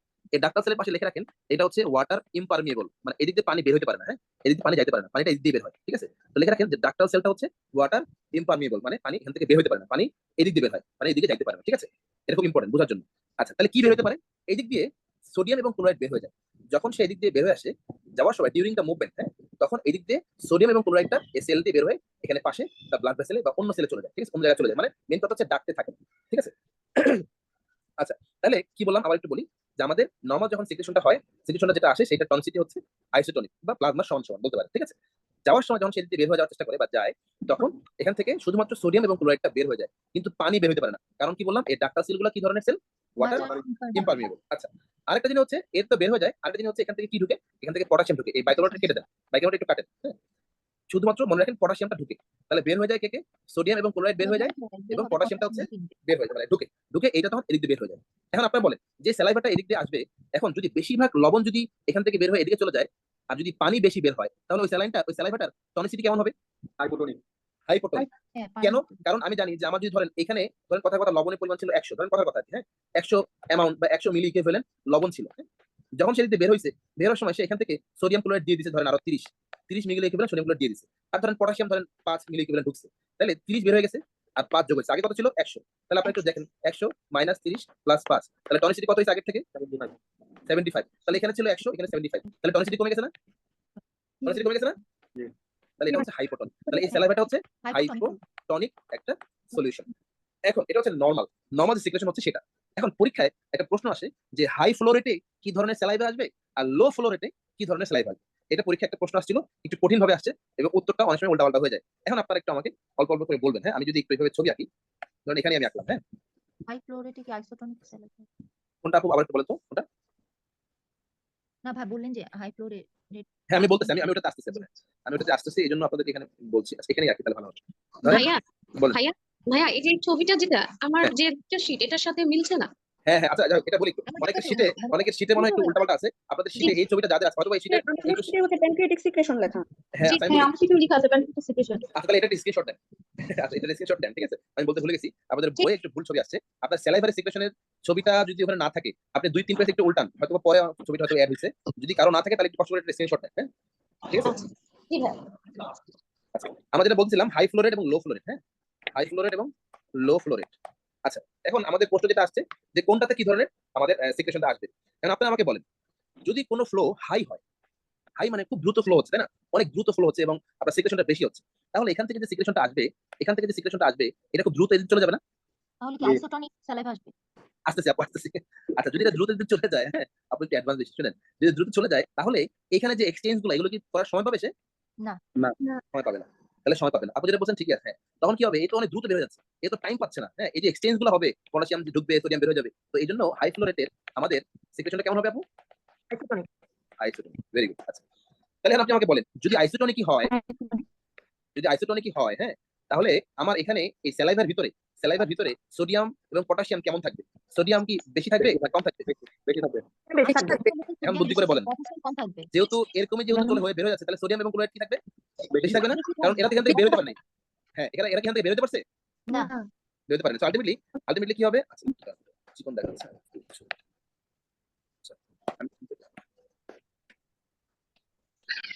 আচ্ছা। এখানে সেকেন্ড লেখা আসতে আপনাদের সুবিধা হবে। আচ্ছা। তাহলে যেটা বলছিলাম যে হাই ফ্লো রেটে, লো ফ্লো রেটে, তাই না? আচ্ছা, যেটা আপনারা বললেন যে প্রথমে আমি যেটা বললাম যে যদি দ্রুত এখান থেকে বের হয়ে যায়, হ্যাঁ? দ্রুত এখান থেকে স্যালাইভা বের হয়ে যায়, তাহলে কি হবে? তাহলে যেটা হবে যে আমাদের আমাদের আমাদের আইসোটোনিক হবে নাম্বার 1 আইসোটোনিক হবে। Very good. বুঝলাম, এটা আপনারা বুঝছেন। এরপর যদি দ্রুত বের হয়ে যায় তাহলে এক্সচেঞ্জটা হবে না। যদি এক্সচেঞ্জ না হয় তাহলে এই কনসেন্ট্রেশন যা আছে তাই বের হয়ে যাবে, তাই না? তাহলে কি হয়ে যাবে? এখানে সোডিয়াম এবং ক্লোরাইডের পরিমাণ কি থাকবে?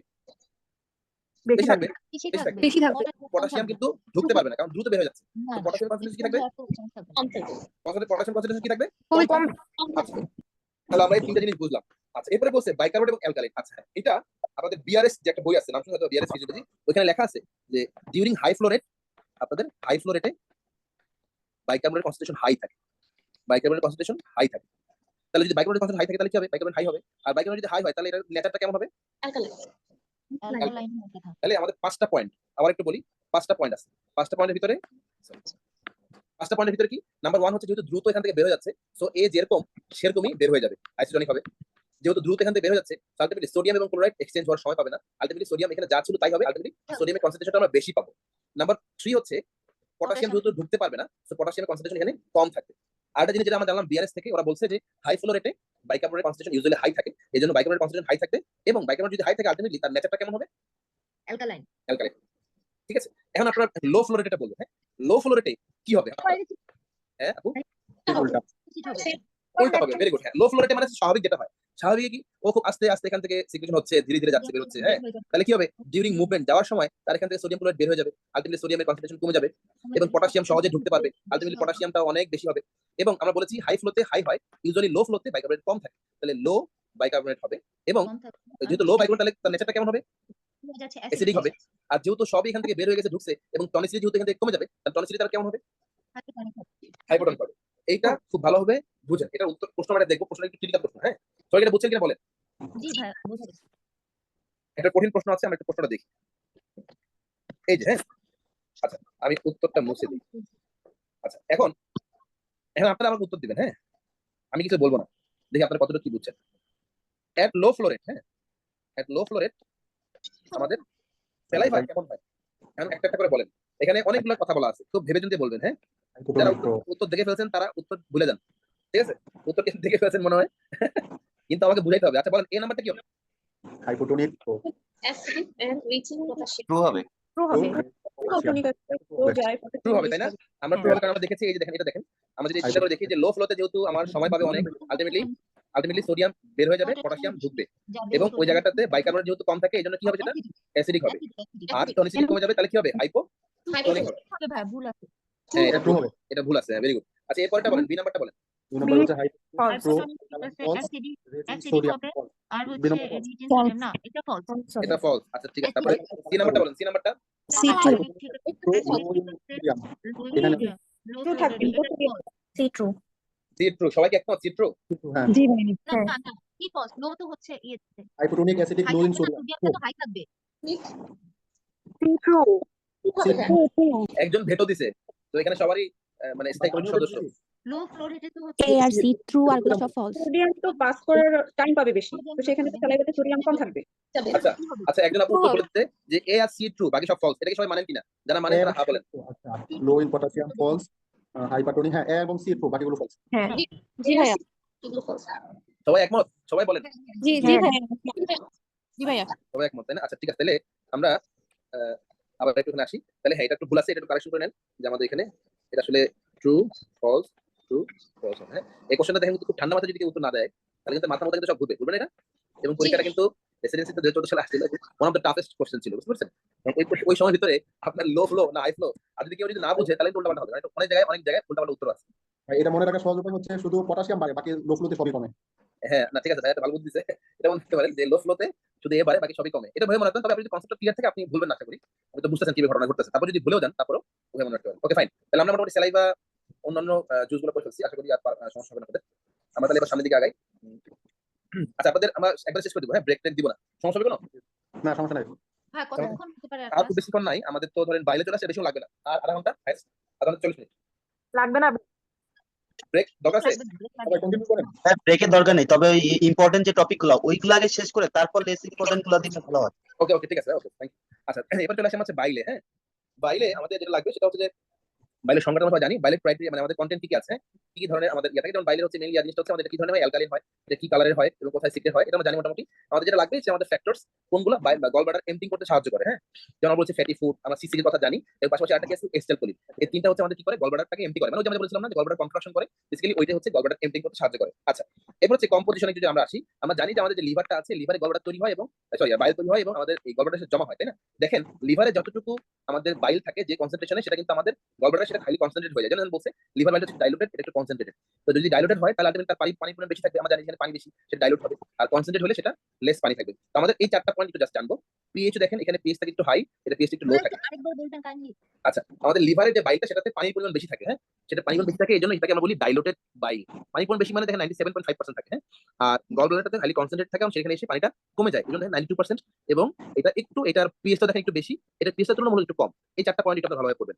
এরপরে এখান থেকে বাকি যে অংশটুকুর ভিতরে যেটা, সেটা হচ্ছে অর্গানিক যে কম্পোনেন্ট, সেই কম্পোনেন্টের নাম লাগবে, এগুলো লাগবে না। হ্যাঁ, এত পার্সেন্টেজ পরীক্ষা কখনো আসে নাই, মাথা নষ্ট করার দরকার নেই। হ্যাঁ, বাইল সল্ট, বিলিরুবিন, কোলেস্টেরল, হ্যাঁ, আর কি থাকে, আর থাকে ফ্যাটি অ্যাসিড, লিস্টিন, মিউসিন। এভাবে মনে রাখতে পারেন যে বিবিসি, আর হচ্ছে এলএমএফ। হ্যাঁ, যেভাবে মনে রাখতে পারেন আপনার সুবিধা হয়। হ্যাঁ, তো বিবিসি কি আছে, বাইল সল্ট, বিলিরুবিন, কোলেস্টেরল এবং ফ্যাটি অ্যাসিড, লিস্টিন, মিউসিন। এই ছয়টা কম্পোনেন্ট একটু মনে রাখবেন। বাইলের অর্গানিক কম্পোনেন্ট, হ্যাঁ, এটা লাগবে। আচ্ছা, এরপর আমরা পরে আসি। এরপরে খুব বেশি ডিটেইলস দরকার নেই, আপনাদের যতটুকু বলছি এতটুকু বলে আনা। 3 স্টার টপিক? হ্যাঁ, বাইল আমি তো 3 স্টারে দিয়েছিলাম। হ্যাঁ, 3 স্টার। আচ্ছা, এরপর হচ্ছে কিছু কিছু জিনিস আছে যারা হচ্ছে গলব্লাডারকে কন্ট্রাকশন করতে সাহায্য করে, তাদের নামটাকে আমরা বলি হচ্ছে কোলেলিক। হ্যাঁ, কোলেগোগ আর কোলেরেটিক হচ্ছে যারা বাইল সিক্রেশন করতে সাহায্য করবে, বাড়ায় দেয়, এটা বলে কোলেরেটিক্স। দুটো সংজ্ঞা, একটা হচ্ছে যারা গলব্লাডার কন্ট্রাকশন করে, এটা বলে কোলেগোগ। আরেকটা হচ্ছে ইনক্রিজ করে। আরেকটা হচ্ছে যেটা কি করে বাইল সিক্রেশন করতে সাহায্য করে বা বাড়ায়, সেটা হচ্ছে কি, সেটা হচ্ছে আমাদের কোলেরেটিক্স। আচ্ছা, Already। আমরা যেটা বললাম একটু আগে, হ্যাঁ, যাদের কি আছে একটু মিউট হয়ে যায়। কম্পোজিশন অফ বাইলের মধ্যে কি কি আছে আমরা যেটা বলেছি, bile salt, bilirubin, cholesterol, lecithin এবং মিউসিন। আচ্ছা, এখানে কি ধরনের বিলিরুবিন থাকে বলেন তো? কনজুগেটেড। Conjugated, very good. আচ্ছা, কনজুগেটেড এবং আনকনজুগেটেড মানে আমরা সবাই বুঝি। তারপর আমাদের এখানে পরবর্তীতে জন্ডিসের আছে, ওখানে আমি একটু ডিটেইলস বলবো না, তার সাথে হ্যাঁ মনে রাখেন যে এটা হচ্ছে কনজুগেটেড বিলিরুবিন। পরীক্ষার সময় একটু খেয়াল করে দেখেন, যদি অপশনে আনকনজুগেটেড দেয় তাহলে কিন্তু ফলস হবে। হ্যাঁ, ঠিক আছে, একটু খেয়াল করে দেখবেন। ঠিক আছে, এটা কি দেওয়া আছে। ওকে, ফাংশন অফ বাইল আমরা জানি তার মেইন ফাংশনটা হচ্ছে ডাইজেস্টিভ। তার মেইন ফাংশনটা হচ্ছে ডাইজেস্টিভ, বেসিক্যালি সে ফাইট অফ ডাইজেশন অফ ফ্যাটকে হেল্প করে, পাশাপাশি সার্কুলেশন কমায় দেয় এবং লাইপেজের অ্যাক্টিভিটি বাড়ায়। ঠিক আছে, এছাড়া সে কি করে, তার কাছে অ্যাবজর্পটিভ ফাংশন আছে এবং তার ইম্পর্টেন্ট দুটো ফাংশন এটা মনে রাখতে হবে। বাইল সল্টটা কি করে, আমাদের কোলেস্টেরলটাকে সলিউবল ফর্মে রাখে এবং এ কি করে, গল স্টোন হতে দেয় না। সেটা কিন্তু খুব ইম্পর্টেন্ট। হ্যাঁ, যাদের বাইল সল্ট যদি কোনো কারণে যদি বাইল সল্ট ঠিকমতো অ্যাবজর্ব না হয় বা বাইল সল্টে যদি ঘাটতি থাকে, তাদের কিন্তু গল স্টোন হওয়ার একটা ইম্পর্টেন্ট চান্স আছে।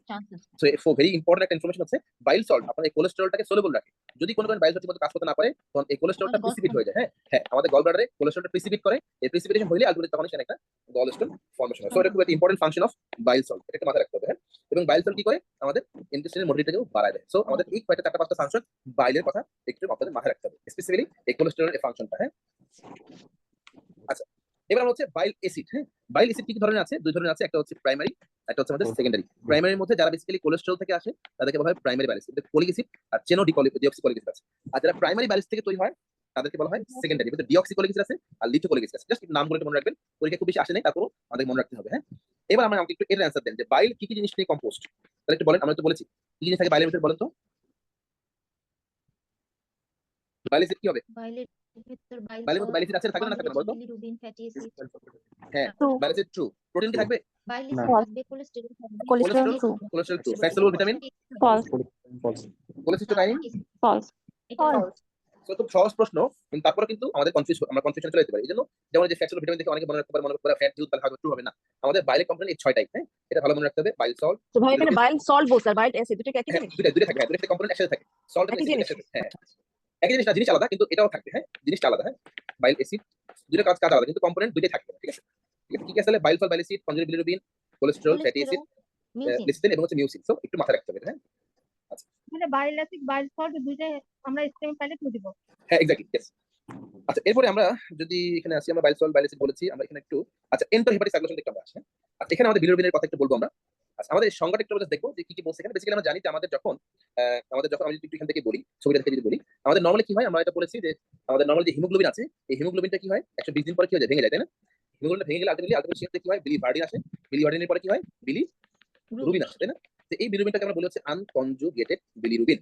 আনকনজুগেটেড বিলিরুবিন মানে হচ্ছে যে সে কি অবস্থায় আছে, পানিতে দ্রবণীয় নাকি পানিতে দ্রবণীয় না? বাংলা করে ফেলছি, আচ্ছা ইংলিশে বলি, ওয়াটার সলিউবল না water insoluble? Water insoluble. Exactly, তার মানে আনকনজুগেটেড বিলিরুবিনটা হচ্ছে ওয়াটার ইনসলিউবল। আমরা জানি যে তেল কখনো পানিতে মিশে না, তাই না? তেল পানিতে বেশি থাকে, তাই না? যাই হোক, তো এখন এই আনকনজুগেটেড বিলিরুবিনটা যখন লিভারে আসে, লিভারে এসে সে আমরা জানি যে ইউডিপি, হ্যাঁ, ইউডিপি একটা এনজাইম আছে, তার মাধ্যমে কি হয়ে যায়, এটাকে কনজুগেশনে কনভার্ট হয় এবং তখন নামটা হয়ে যায় কনজুগেটেড বিলিরুবিন। আচ্ছা, এই কনজুগেটেড বিলিরুবিনটা যেটা আমি একটু আগে বললাম যে বাইলে থাকে, তাই না? ওই বাইলটাই আলটিমেটলি লিভার থেকে গলব্লাডার আসে, আলটিমেটলি গলব্লাডার হয়ে সে কমন বাইল ডাক্ট হয়ে আলটিমেটলি কোথায় চলে আসে, আমাদের এই সেকেন্ড পার্ট অফ ডিউরেনামে চলে আসে এবং ওইখান থেকে সে আলটিমেটলি কোথায় আসে, আলটিমেটলি এই কোলনে চলে আসে, এই কোলনে চলে আসে, ঠিক আছে? কোলনে আসার পরে আমাদের কোলনের ভিতরে যে ব্যাকটেরিয়া গুলো আছে, তারা চুপ করে বসে থাকে না, তারা কিছু কাজ করে। তারা কি করে, তারা তখন ওইটাকে একটু মেটাবলাইজ করে। মেটাবলাইজ করে কি করে, স্টার্কোগ্লিনোজেন নামক একটা কম্পোনেন্ট তৈরি করে, স্টার্কোগ্লিনোজেন। এর ভিতরে স্টার্কোগ্লিনোজেনের ভিতরে কিছু জিনিস স্টার্কোগ্লিন হয়ে চলে যায়, স্টুল দিয়ে বের হয়ে চলে যায় এবং কিছু কিছু জিনিস আবার নতুন করে সার্কুলেশনে ঢুকে সে আবার লিভারে আসে, আবার সে সিস্টেমে সার্কুলেশন যায় এবং সেখান থেকে সে কিডনি দিয়ে বের হয়ে যায়। এই যে ইন্টেস্টাইন থেকে সে পুনরায় আবার সিস্টেম সার্কুলেশন আসলো, মানে পোর্টাল ভেনে দিয়ে আবার লিভারে এসে সিস্টেম সার্কুলেশন আসলো, এইটাকে বলা হয় এন্টেরো হেপাটিক সার্কুলেশন।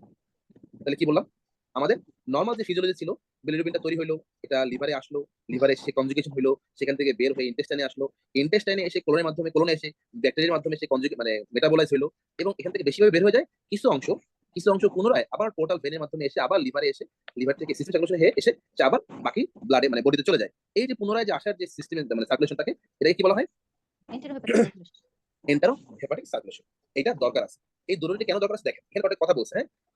আমরা একটু পরে জানবো যে অবস্থাটি জন্ডিস, হেপাটিক জন্ডিস, ঠিক করে জানবো। এখানে একটু বলি, এই হ্যাঁ আপনি কিছু বলেন। ভাই আপনি যেখানে বাইলে গোল করে দিচ্ছেন, বাইলটা কি কনজুগেশনে হেল্প করে? বিলিরুবিন কনজুগেশনে কোনটা কোথায় কথা বলেন তো এখানে? আপনি বুঝছেন? না, এটা তো বাইলের ভিতরে তো বিলিরুবিনটা থাকে, এটা বলছেন। কনজুগেশন তো আপু লিভারের ভিতরে হয়, কনজুগেশন তো কনজুগেশন তো লিভারের ভিতরে এই এনজাইমটা আমি বলছি বাইলের ভিতরে এই কনজুগেটেড বিলিরুবিন থাকে, এটা বলছি, বুঝছেন? ও আচ্ছা। হ্যাঁ, এনজাইমটার নাম আরেকবার বলেন। ইউডিপি, ইউরোনোডাইল, এর নামটা হচ্ছে আমার কি মনে আছে, ইউডিপি বলে পুরো নামটা, পুরো ফর্মটাকে একটু বলতে পারবেন? এটাকে বলা হয় ইউরোনিডাইল ফসফেট কি নাম বলে। আচ্ছা, আমার মনে পড়লে আমি বলবো না, হ্যাঁ, কারণ এখানে আছে হয়তো বা, এখানে কোথাও লেখা আছে, আমি একটু দেখি বলি। আচ্ছা দাঁড়ান, আমি জানাচ্ছি। আচ্ছা, আমি সামনে আগাই, মনে পড়লে বলবো, হ্যাঁ? আচ্ছা, এটাকে শর্ট ভাবে ইউডিপি বলা হয়, ঠিক আছে? তো যেটা বলছিলাম যে এটা কেন দরকার, আমাদের এই যে সার্কুলেশনটা কেন দরকার, এটা হচ্ছে এই জন্য দরকার যে দেখেন আমাদের এই সার্কুলেশনের মাধ্যমে কি হচ্ছে, এই যে ইউরোবিলিনের আছে সেটা তৈরি হয়, কিন্তু আমাদের ইউরিনের কালারটা কিন্তু এই জন্য কি হয়ে যায়, স্ট্র কালার হয়, হ্যাঁ? স্ট্র কালার হয়, হ্যাঁ, এই ইউরোবিলিনের কারণে, হ্যাঁ? এই সার্কুলেশনটা কিন্তু এর জন্য আমাদের এই যে ইউরিনের যে কালারটা স্ট্র, এর কারণ হচ্ছে এই এন্ডোহেপাটিক সার্কুলেশন। এখানে আমাদের আসলে কি কি লাগবে, অনেক কিছু দেখাইছে, এখানে একটু বলি, মুছে দিই এগুলো, মানে ডিস্ট্রাক্ট হবে। সেটা কি, সেটা হচ্ছে যে আমাদের এখানে দেখেন কি বলছে যে বাইল সল্টটা যে আসে, এই বাইল সল্টটা পুনরায় আবার কিন্তু রিঅ্যাবজর্ব হয়। এই বাইল সল্টটা এতই গুরুত্বপূর্ণ, বাইল সল্ট যদি না থাকে আমাদের অনেকগুলো ঘটনা আমরা বলছি একটু একটা, যে বাইল সল্ট ঠিকমতো কাজ না করলে কি হবে, আমাদের গল স্টোন হবে, তাই না? এটা বলছিলাম না? আবার বাইল সল্ট যদি ঠিকমতো কাজ করতে না পারে, আমাদের কিডনি স্টোন হতে পারে, এটা কি জানেন আপনারা? না। এটা কি আর কেন হয়? আচ্ছা, সেটা হচ্ছে যে আমরা জানি যে বাইল সল্টটা কিন্তু কোথায় অ্যাবজর্ব হয়, সেটা কেন বলতে পারবেন? আচ্ছা, বাইল সল্ট অ্যাবজর্ব হয় হচ্ছে টার্মিনাল পার্ট অফ আইলিয়ামে, ওই যে যেখানে ভিটামিন বি12 অ্যাবজর্ব হয়, একটু এখানে মাথায় রাখেন, যেখানে আমাদের বি12 অ্যাবজর্ব হয়, ওই যে আমাদের আইলিয়ামের লাস্ট যে পার্টটা, যেটাকে আমরা টার্মিনাল পার্ট অফ আইলিয়াম বলি, সেখানে ভিটামিন বি12 অ্যাবজর্ব হয়, আবার বাইল সল্ট অ্যাবজর্ব হয়, ঠিক আছে? তো এখন যদি বাইল সল্ট ঠিকমতো অ্যাবজর্ব না হয়, তাহলে কি হয়, আমাদের এই বাইল সল্ট যদি অ্যাবজর্ব না হয়, তাহলে কি হবে, ধরুন এই বাইল সল্ট এখান থেকে বের হয়ে এখানে চলে আসছে, এখান থেকে টার্মিনাল পার্ট আইলিয়াম হয়ে কোলনে গেছে, কিন্তু সে অ্যাবজর্ব না হয়ে যদি ব্লাডে না আসে, তাহলে এই আইলিয়াম থেকে সে কই যাবে বলেন তো? আইলিয়াম থেকে কই যাবে? পরের রাস্তা কি? আইলিয়ামের পরে কে? আইলিয়ামের পরে কে বলেন? বলুন। কোল। তো বাইল সল্ট হ্যাঁ, সিকাম, তারপর কোলন, ঠিক আছে? তো আমাদের যদি বাইল সল্ট যদি ব্লাডে অ্যাবজর্ব না হয়, তাহলে কি হতে হবে সেটা একটু বলছিলাম। তো বাইল সল্ট যদি অ্যাবজর্ব না হয়, সে আইলিয়াম হয়ে, সিকাম হয়ে, কোলনে হয়ে আলটিমেটলি সে স্টুল দিয়ে বের হয়ে যাবে। তো বাইল সল্ট যেদিক দিয়ে যায়, সে কি করে, ওদিক দিয়ে ওয়াটার এবং ইলেকট্রোলাইটকে নিয়ে চলে যায়, মানে বেসিক্যালি সে ওয়াটার এবং ইলেকট্রোলাইটের সিক্রেশন বাড়ায় দেয়। ওই পেশেন্টের কি হবে, ওয়াটারি ডায়রিয়া হবে, ওই পেশেন্টের ওয়াটারি ডায়রিয়া হবে, নাম্বার 1। নাম্বার 2 হচ্ছে এই বাইল সল্ট আরেকটা কাজ করে, সে কি করে, যে আমাদের এই ইন্টেস্টাইনের ভিতরে, বুঝতে পারছেন, এখানে কি আছে, এখানে যে অক্সালেট যে লবণটা আছে, এই লবণটার সাথে ক্যালসিয়ামটা বাইন্ড হয়ে থাকে, বুঝতে পারছেন? ইউজুয়ালি ইন্টেস্টাইনের ভিতরে অক্সালেটের সাথে ক্যালসিয়াম, মানে ক্যালসিয়াম অক্সালেট হিসেবে থাকে। তো যখন ওই যে আমাদের কি হইছে, আমাদের যখন বাইল সল্টটা অ্যাবজর্ব হয় না, তাহলে বাইল সল্ট এখন কোথায় আছে, কোলনের ভিতরে আছে না, ইন্টেস্টাইনের ভিতরে আছে না? জি। ও তখন কি করে, তখন এই ক্যালসিয়ামকে ধরে ফেলে, কারণ বাইল সল্টটা একা একা থাকতে চায় না, সে আরেকজনকে ধরে। যেহেতু সে একা একা যাইতে পারছে না, সে তখন ক্যালসিয়ামকে ধরে তার সাথে বাইন্ড করে, তার সাথে সে পেয়ার করে। তাহলে একা হয়ে গেল কে? একা হইলো কে? অক্সালেট। অক্সালেট। ওই অক্সালেটটা তখন আবার ব্লাডে সহজেই অ্যাবজর্ব হয়ে যায়। যখনই সে ব্লাডে অ্যাবজর্ব হয়ে যায়, অক্সালেট অ্যাবজর্ব হয়ে গেলে সে অ্যাবজর্ব হয়ে ঘুরে ঘুরে যে কোথায় যাবে বলুন তো? কিডনিতে। এক্স্যাক্টলি, সে তখন কিডনিতে চলে আসবে। ওই কিডনিতে এসে সে অক্সালেট স্টোর তৈরি করে ফেলবে। তাহলে দেখেন বাইল সল্ট কতগুলো আকাম করতেছে। এক কথা সে নিজে অ্যাবজর্ব হতে পারতেছে না, সে ডায়রিয়া করতেছে, ওয়াটার ডায়রিয়া। আবার সে আরেকজনের কাছ থেকে পেয়ার ছিনায় নিয়ে তার সাথে পেয়ার করলো কাকে? ক্যালসিয়ামকে। এবং একে বললো তুমি একা হয়ে যাও। ও তখন একা হয়ে গিয়ে আরেকটা খারাপ কাজ করলো, এবং সেটা কি হচ্ছে আমাদের কিডনি স্টোন। তাহলে দেখেন অক্সালেট মানে bile salt at the same time যদি না থাকে তাহলে আমাদের কিডনি তো স্টোন হচ্ছে, এট দ্য সেম টাইম আমাদের গল ব্লাডার স্টোন করতেছে। অনেকগুলো এফেক্ট কিন্তু আমাদের এই কি বলে বাইল সল্ট করে। তো বাইল সল্ট একটু ভালোভাবে আমাদের একটু মনে রাখতে হবে, ঠিক আছে? তাহলে কি বলছিলাম, আমাদের বাইল সল্টের কথা বলছিলাম। এখানে দেখেন কি বলছে, 90-95% bile salt absorb from the small intestine, reabsorb হয়ে যায়। এবং তারা কিভাবে অ্যাবজর্ব হয়? Most are reabsorb from the terminal ileum by sodium bile salt co transport. এই যে টার্মিনাল আইলিয়াম, হ্যাঁ, এই কথাটা ভালো মনে রাখতে হবে। অনেক পেশেন্টের কি হয়, আমরা কি করি, টার্মিনাল পার্ট অফ আইলিয়াম কেটে ফেলি, তাই না? অনেক সময় কাটতে হয়। ওই পেশেন্টের কিন্তু chance of kidney stone is more, হ্যাঁ, চান্স অফ কিডনি স্টোন এবং গলস্টোন। কারণ ওর তো এই টার্মিনাল পার্ট অফ আইলিয়াম কেটে ফেলছে, তাহলে তার তো বাইল সল্ট অ্যাবজর্ব হওয়ার রাস্তা নাই আসলে। সো এটা আমাদের মাথায় রাখতে হবে। সো দেখেন কি বলছে, mostly they are reabsorb from the terminal part of ileum by sodium bile salt. এটা মনে রাখেন, sodium bile salt co transport আমাদের ইম্পর্টেন্ট লাগবে এটা, হ্যাঁ। আচ্ছা, তাহলে আমাদের ফাংশনগুলো, এটা মেকানিজমটা একটু সিরিজটা দিয়ে রাখেন, হ্যাঁ। আচ্ছা, আমরা সামনের দিকে আগে। এরপরে হচ্ছে কি আছে আমাদের, সামারি অফ ডাইজেশন। আচ্ছা, ইউডিপিটাকে মনে করছে, ইউডিপিটাকে আসলে ইউডিপি এর শর্ট ফর্ম একসাথে বলা না, ইউডিপি কে একসাথে বলা হয় ইউডিপি গ্লুকুরোনাইল ট্রান্সফারেট, ইউজিটি বলা হয়, বুঝছেন না আপু? এটা জিজ্ঞাসা করছিলেন না, ইউজিটি, বুঝছেন? ইউজিটির ভিতরে কি আছে? UDP glucuronyl glucuronyl transferase. এই এনজাইমটার নাম হচ্ছে ইউজিটি, হ্যাঁ। ইউজিটি কি করে? ওই যেটা বললাম যে আনকনজুগেটেড থেকে কনজুগেশন করে, হ্যাঁ। এবং এটাকে একসাথে ইউজিটি বলা হয়। ইউজির ভিতরে ইউডিপি, আর জিতে হচ্ছে গ্লুকুরোনাইল, আর হচ্ছে টিতে হচ্ছে ট্রান্সফারেজ, ঠিক আছে? আপু বুঝতে পারছেন? বুঝছি। আচ্ছা, তাহলে আমরা এরপরে আসি হচ্ছে আমাদের সামারি অফ ডাইজেশন আসে। এখানে কি কি আছে আমাদের? মেইনলি আমরা জানি যে আমাদের তিনটা জিনিস মাথায় রাখতে হয়। একটা হচ্ছে আমাদের গ্লুকোজ, ফ্রুক্টোজ, একটা হচ্ছে গ্যালাক্টোজ, তাই না? তিনটা মেইন কম্পোনেন্ট, গ্লুকোজ, ফ্রুক্টোজ এবং গ্যালাক্টোজ। এর ভিতরে যদি একটু মনে রাখা সহজ হবে যে আমাদের কি কি লাগবে, একটা হচ্ছে গ্লুকোজ, ফ্রুক্টোজ এবং গ্যালাক্টোজ। এর ভিতরে মনে রাখেন গ্লুকোজ এবং গ্যালাক্টোজ এই দুটো হচ্ছে সোডিয়াম কো ট্রান্সপোর্টের সাথে যায়। আর ফ্রুক্টোজের মধ্যে এফ আছে, মনে রাখেন এটা হচ্ছে ফ্যাসিলিটেড ডিফিউশনের মাধ্যমে যায়। তাহলে কি কি বললাম? আমাদের তিনটা component, main component glucose, fructose এবং হচ্ছে গ্যালাক্টোজ। এর ভিতরে গ্লুকোজ এবং গ্যালাক্টোজ হচ্ছে সোডিয়াম গ্লুকোজ কো ট্রান্সপোর্ট, সোডিয়াম গ্যালাক্টোজ কো ট্রান্সপোর্ট, মানে কো ট্রান্সপোর্ট ইউজ করে। কি কো ট্রান্সপোর্ট ইউজ করে? সোডিয়াম কো ট্রান্সপোর্ট ইউজ করে। আর ফ্রুক্টোজটাকে ইউজুয়ালি ইউজ করে হচ্ছে ফ্যাসিলিটেড ডিফিউশনের মাধ্যমে, ঠিক আছে? তাহলে কো ট্রান্সপোর্ট আমরা কয়টা পাইলাম? একটা হচ্ছে বাইল সল্ট, সোডিয়াম কো ট্রান্সপোর্ট পাইলাম, আর হচ্ছে গ্লুকোজ, সোডিয়াম কো ট্রান্সপোর্ট পাইলাম, দুইটা পাইলাম। মনে রাখেন, এরপর আমরা আরো পাবো সামনে। আচ্ছা, গ্লুকোজ ট্রান্সপোর্ট। আচ্ছা, আমি একটু 3 মিনিট একটু ব্রেক চাচ্ছি, হ্যাঁ, আবার 3 মিনিট পর আসতেছি। 3টা মিনিট আমাকে সময় দাও, হ্যাঁ।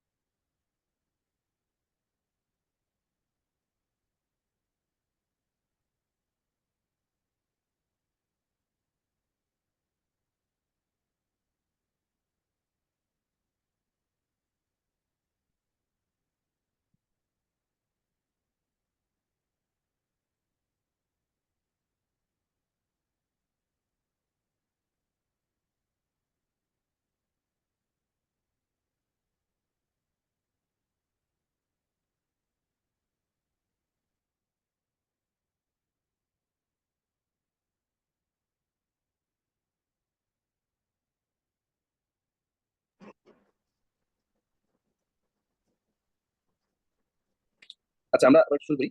আচ্ছা, হ্যাঁ, ওকে। আমরা যেটা ছিলাম যে আমাদের কো ট্রান্সপোর্ট, তাই না? সোডিয়াম গ্লুকোজ কো ট্রান্সপোর্ট। আচ্ছা, এখানে কতগুলো ট্রান্সপোর্টের কথা বলা আছে, এটা খুব বেশি আপনাদের জন্য প্রয়োজন। তারপর একটু জাস্ট মনে রাখার জন্য বলি, আমাদের হচ্ছে এই যে গ্লুট 2টা একটু ভালো মনে রাখতে হয়, গ্লুট 2টা একটু দাগে রাখেন। আর গ্লুট 4 এবং গ্লুট 5, হ্যাঁ, এই তিনটা একটু মনে রাখেন, হ্যাঁ। Glute 2, glute 4, glute 5। আচ্ছা, প্রোটিন ডাইজেশনটা কেন আসি? প্রোটিন ডাইজেশনের ক্ষেত্রে আমাদের যেটা লাগবে সেটা হচ্ছে যে এটা কোথায় কোথায় ডাইজেশন হয়, একটু এখানে আসি নিচের দিকে, সেখানে দেখা লেখা আছে আমাদের প্যাটার্ন আছে, একটা সোডিয়াম ইন্ডিপেন্ডেন্ট, সোডিয়াম ডিপেন্ডেন্ট। হ্যাঁ, এর ভিতরে আমাদের ইন্ডিপেন্ডেন্ট ফ্যাসিলিটি ডিফিউশন হয়, আর ইন্ডিপেন্ডেন্ট হচ্ছে যেটা অ্যাক্টিভ ট্রান্সফারের মাধ্যমে যায়। তো এখানেও সোডিয়াম কো ট্রান্সপোর্ট আছে, সেটা কি, সেটা হচ্ছে কোনটা কোনটা দেখেন, এখানে এই ছবি আছে, ছবিটা দেখাই আমি। এই দেখেন, যেটা হচ্ছে পেপটাইড, হ্যাঁ, অ্যামাইনো অ্যাসিড এবং পেপটাইড, স্মল পেপটাইড, এর ভিতরে একটা আছে ডাইপেপটাইড। তিনটা জিনিস আছে, প্রোটিন থেকে তিনটা জিনিস তৈরি হয়, এটা হচ্ছে ডাইপেপটাইড, ট্রাইপেপটাইড, এটা হচ্ছে অ্যামাইনো অ্যাসিড, এটা হচ্ছে স্মল পেপটাইড। যেগুলো স্মল পেপটাইড তারা নিজেরাই ক্যারিয়ার হয়ে ভিতরে ঢুকতে পারে, কিন্তু যেগুলো অ্যামাইনো অ্যাসিড তার জন্য সোডিয়াম লাগবে। আর ডাইপেপটাইড গুলো ইউজ করে হচ্ছে হাইড্রোজেন কো ট্রান্সপোর্ট। তাহলে অ্যামাইনো প্রোটিনের ক্ষেত্রে কি মনে রাখতে হবে, একটু লেখা রাখি এখানে দুইটা জিনিস, একটা হচ্ছে আমাদের যদি অ্যামাইনো অ্যাসিড হয় সেটা সোডিয়ামের সাথে কো ট্রান্সফার হয়ে ঢুকে, আর যেটা ডাইপেপটাইড এবং ট্রাইপেপটাইড আছে তারা ইউজ করে হচ্ছে হাইড্রোজেন কো ট্রান্সপোর্ট। তাহলে আবার একটু বলি, আমাদের প্রোটিনের ক্ষেত্রে যে তিনটা কম্পোনেন্ট অ্যামাইনো অ্যাসিড, ডাইপেপটাইড এবং ট্রাইপেপটাইড, তাই না? এর ভিতরে যেটা অ্যামাইনো অ্যাসিড আছে তারা সোডিয়ামের সাথে ইউজ করে ঢুকে, সোডিয়াম কো ট্রান্সফার ইউজ করে, আর যারা ডাই এবং ট্রাইপেপটাইড আছে তারা হচ্ছে হাইড্রোজেন কো ট্রান্সফার ইউজ করে। তাহলে এখন আমাকে বলেন সোডিয়াম কো ট্রান্সফার আমরা কয় জায়গায় পাইলাম এখন পর্যন্ত? Amino acid co-transport with sodium, di and tripeptide co-transport with hydrogen ion. আচ্ছা, আমি জিজ্ঞেস করেছি সোডিয়াম কো ট্রান্সফার কোথায় কোথায় পাইছি আমরা? Sodium co transfer, By salt, bile salt absorption এর By salt or glucose absorption. হ্যাঁ ঠিক আছে, galactose and গ্যালাক্টোজ ঠিক আছে, ঠিক আছে, হ্যাঁ তিন জায়গায় পেয়েছি, বাইল সল্ট পেয়েছি, গ্লুকোজ গ্যালাক্টোজ পেয়েছি এবং অ্যামাইনো অ্যাসিড পেয়েছি। হ্যাঁ ঠিক আছে, হ্যাঁ। আচ্ছা, এরপরে আমরা চলে আসবো হচ্ছে আমাদের এখানে লিপিডে। লিপিডের ক্ষেত্রে আমাদের লাগবে হচ্ছে কয়েকটা জিনিস, একটা জিনিস নিচে চলে আসি আমরা। আমাদের লিপিডের ক্ষেত্রে আমরা কি কি অ্যাবজর্ব হয়, ফ্যাটি অ্যাসিড, গ্লাইসেরল এবং মনো অ্যামাইনো গ্লাইসেরিক। তো এখন এখানে কয়েকটা জিনিস বলছে যে আসলে আমাদের গ্লাইসেরল এবং ফ্যাটি অ্যাসিড যাদের সংখ্যা কার্বন সংখ্যা 10 থেকে 12 তারা কিন্তু এন্টার সাইড দিয়ে সরাসরি পোর্টাল বারে যাইতে পারে, কিন্তু যাদের কার্বন সংখ্যা 10 থেকে 12 বেশি তারা ডাইরেক্ট যেতে পারে, তারা কি হয়ে যায়, তারা লিমফ্যাটিক্সের মাধ্যমে যায়। এই কথা যদি একটু ভালো দাগা রাখে, যাদের সংখ্যা 10 থেকে 12 কার্বনের কম, যে ফ্যাটি অ্যাসিড এবং গ্লাইসেরলের সংখ্যাগুলো 10 থেকে 12 কার্বনের কম, তারা কিন্তু ডাইরেক্টলি ওটা ব্লাডে প্যাসিভ ডিফিউশনের মাধ্যমে যেতে পারে, তাদের কোনো মাইসিন লাগে না। কিন্তু যাদের সংখ্যাটা একটু বড়, লার্জ অ্যামাউন্ট বা লার্জ সংখ্যা যদি হয়, তখন তাদেরকে কি করতে হয়, তখন তাদেরকে লিমফ্যাটিক্সের মাধ্যমে অ্যাবজর্ব দিতে হয়। এই দুটো জিনিস একটু দাগা রাখেন, এটা এসবি এর জন্য গুরুত্বপূর্ণ, এমসিকিউ থেকে। হ্যাঁ, আচ্ছা, এবার আমাকে একটু বলেন যে আমাদের এখানে সোডিয়াম কো ট্রান্সপোর্ট কোথায় কোথায় লাগে, আমরা একটা প্রশ্ন করছিলাম, একটু এটা আগে এখানে একটু জাস্ট বলি। আমাদের ভিটামিনের অ্যাবজর্পশনটা একটু আমরা বলি এখানে। হ্যাঁ, ভিটামিনের অ্যাবজর্পশনের ক্ষেত্রে বলতে হবে আমাদের ফ্যাট সলুবল ভিটামিন আমরা বলেছি A D E K upper ইন্টেস্টাইনে absorb করে, তাই না? আর ওয়াটার সলুবল ভিটামিন এর ভিতরে কারা আছে, আমাদের বি এবং সি। বি এবং সি এর ভিতরে সবাই আপারে যায় এক্সেপ্ট কারা কারা, বি12, যেটা কিনা কোথায় যায়, টার্মিনাল পার্ট অফ আইলিয়াম। এবং এখানে তিনি বলেছে যে সবগুলো water soluble vitamin sodium dependent except বি12 এবং ফলিক অ্যাসিড যারা সোডিয়াম ইন্ডিপেন্ডেন্ট। তাহলে sodium dependent co transport use করে আমাদের অনেকগুলো জিনিস আমরা পেয়েছি, তাই না? এখন পর্যন্ত 4টা পেয়েছি, এখন আপনারা এটার উত্তর দেন।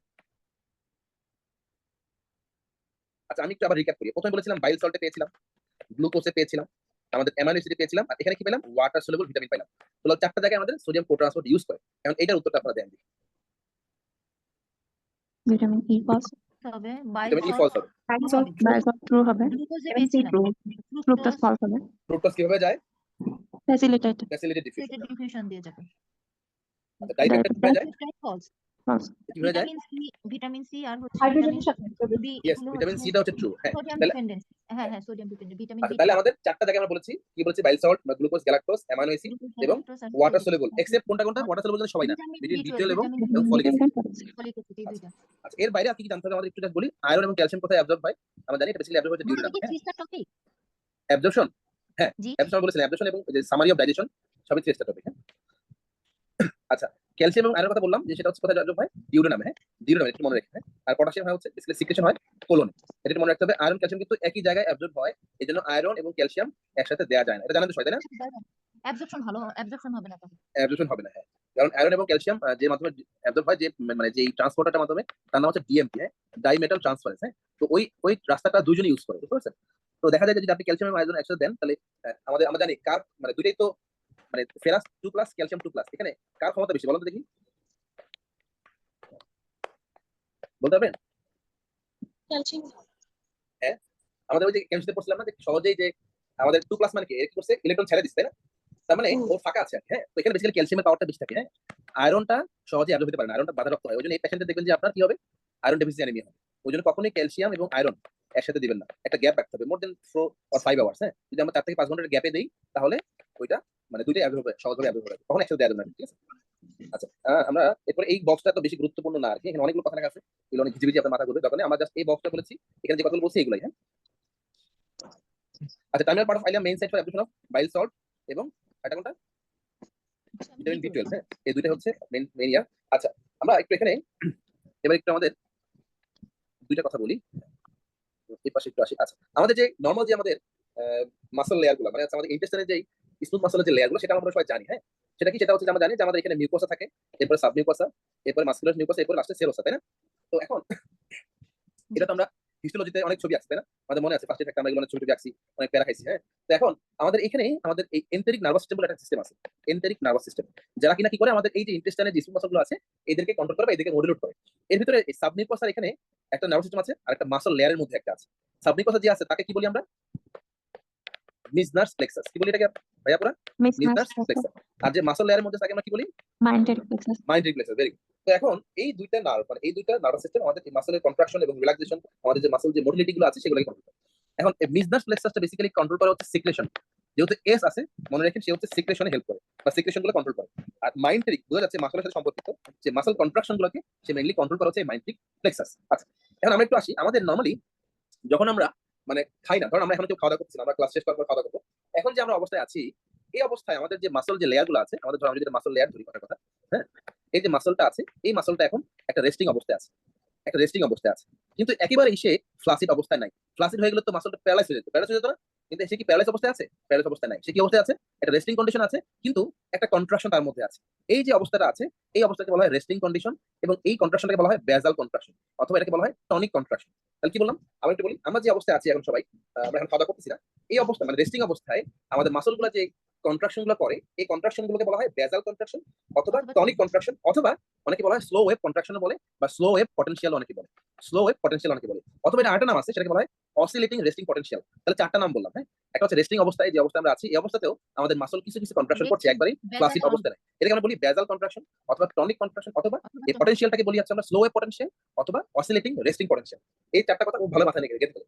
এরপরে যখন আমরা খাওয়া দাওয়া করবো, হ্যাঁ, একটু পরে আমরা খাওয়া দাওয়া করবো হয়তো সবাই, তো তখন আমাদের কন্ট্রাকশনটা বেশি হয়ে যাবে, কারণ তখন আমাদের খাবার যাবে, তখন আমাদের মোটিলিটি দরকার, তখন আমাদের মুভমেন্ট বেড়ে যাবে, তো তখন আমাদের কন্ট্রাকশনটা বেশি হবে এবং ওই কন্ট্রাকশনটাকে বলা হয় ফেজিক কন্ট্রাকশন। একটা নির্দিষ্ট ফেজ, ধরেন আমরা 3 বেলা ভাত খাই বা 3 বেলা খাওয়া দাওয়া করি, সকালে, দুপুরে এবং রাতে, এই 3টা ফেজে একটা স্পেশাল কন্ট্রাকশন হবে, সেটাকে বলা হয় ফেজিক কন্ট্রাকশন এবং এই কন্ট্রাকশনটা ইউজুয়ালি একটা স্ট্রং কন্ট্রাকশন হয় এবং এটাকে বলা হয় অ্যাকশন পটেনশিয়াল যখন সে অ্যাক্টিভ হলো। তাহলে আমি দুটো জিনিস বললাম, একটা হচ্ছে রেস্টিং অবস্থায়, একটা হচ্ছে একটা অ্যাকশন অবস্থায় বা একটা অ্যাক্টিভিটি অবস্থায়।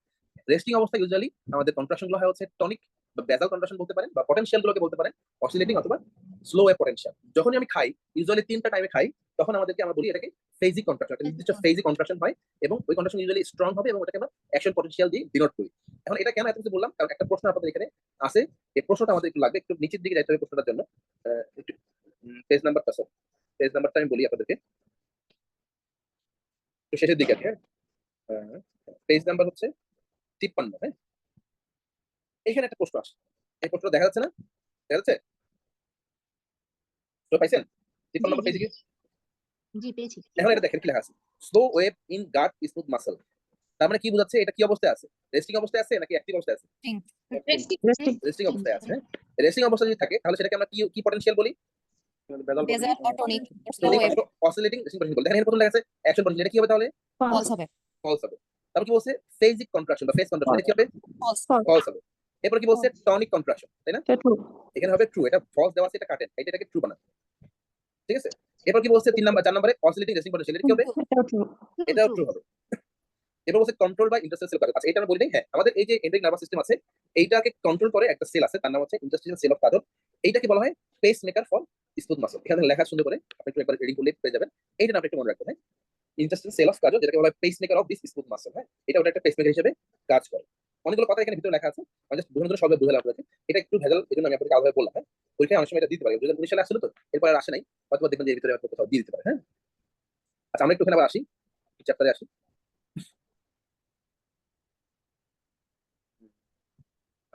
এখানে কথাগুলো চলে আসছে আমাদের এখানে থেকে আমরা বলেছিলাম মাইন্ড্রিক প্লেক্সাস এবং হচ্ছে আমরা বলছিলাম মিজনাস প্লেক্সাস। বেসিক্যালি মাইন্ড্রিকটা হচ্ছে মোটিলিটি বা মাসল কন্ট্রাকশন সাহায্য করে। আমরা এটা বলেছিলাম যে মিজনাসটা বেসিক্যালি সিক্রেশন কন্ট্রোল করে, পাশাপাশি ব্লাড ফ্লোকেও সে কন্ট্রোল করে, হ্যাঁ?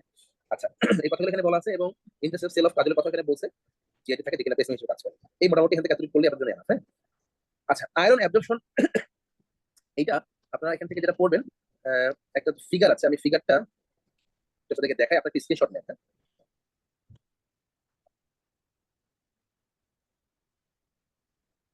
এটা একটা স্ক্রিনশট নেন, নিছেন? হ্যাঁ, হ্যাঁ, এটা একটা স্ক্রিনশট নেন, সবাই কি নিছেন? না হয়েছে। না জি হয়েছে। ভাইয়া। হ্যাঁ, এখানে আমি একটু বলি যে এখানে দেখেন একটা লেখা আছে ফ্যাক্টরস ইনহিবিট আয়রন অ্যাবজর্পশন, আর এক জায়গায় লেখা আছে হচ্ছে ফ্যাক্টর ইন ফেভার আয়রন। আপনারা ইনহিবিটটা করবেন। ইনহিবিটটা বলি আয়রন অ্যাবজর্পশন কখন ইনহিবিট হবে, মানে কখন দরকার নাই আমার, হ্যাঁ কখন দরকার নাই। তাহলে একটা হচ্ছে যে আমার যদি আয়রন ওভারলোড থাকে, তাই না, আয়রন যদি ওভারলোড থাকে, আয়রন বেশি থেকে আছে একক্লোরহাইড্রেট মানে কি হাইড্রোক্লোরিক অ্যাসিড নাই। যদি HCl নাই থাকে তাহলে কি আয়রন অ্যাবজর্পশন হবে? হবে না। না। তারপর কি বলছে গ্যাস্ট্রিক সার্জারি, যদি আপনার গ্যাস্ট্রিক সার্জারি হয় তাহলে কিন্তু আপনার ওই HCl আসবে না, আলটিমেটলি আপনার আয়রন অ্যাবজর্পশন হবে না।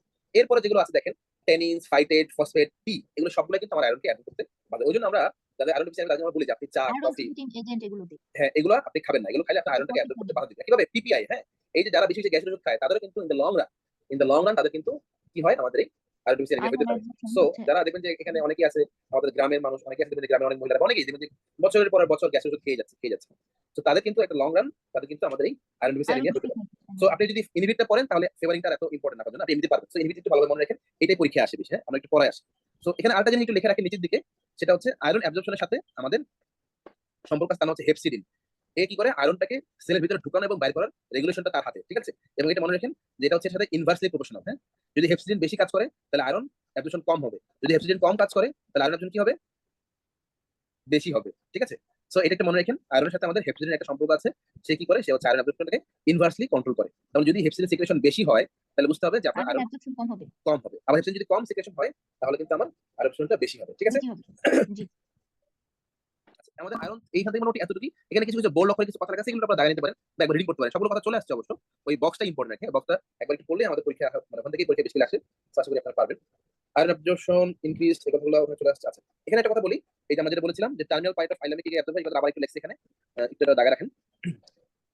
আর এগুলো দরকার নাই, হ্যাঁ এগুলো দরকার নেই, এগুলো পরীক্ষা এখনো আসে নাই।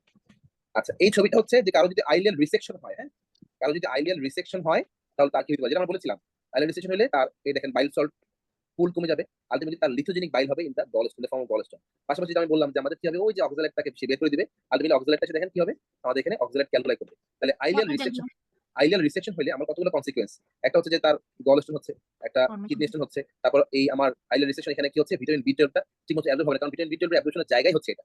আলটিমেটলি ভিটামিন B12 ম্যাল অ্যাবজর্পশন হবে। তারপর আমি কি বলেছি, ওই বাইল সল্ট কি করবে, বেশি বেশি ডায়রিয়া করবে, কারণ সে পানি এবং ইলেকট্রোলাইট সিক্রেশন করতে সাহায্য করে। সো আলটিমেটলি তার কিন্তু আমার ওয়াটার ডায়রিয়া হবে। একইভাবে দেখেন বাইল সল্ট যদি না থাকে তাহলে মাইসিলি তৈরি হবে না। আর আমরা যদি জানি যে বাইল সল্ট বা মাইসিলি মানে ফ্যাট অ্যাবজর্পশনের জন্য আমাদের বাইল দরকার। তো এখন যদি বাইল ঠিকমতো না ফর্মেশন হয়, মাইসিলি যদি না হয়, তাহলে ফ্যাট সলিউবল যে ভিটামিনগুলো সেগুলো ঠিকমতো অ্যাবজর্পশন হবে না। হবে না। আলটিমেটলি ফ্যাট ম্যাল অ্যাবজর্পশন হবে।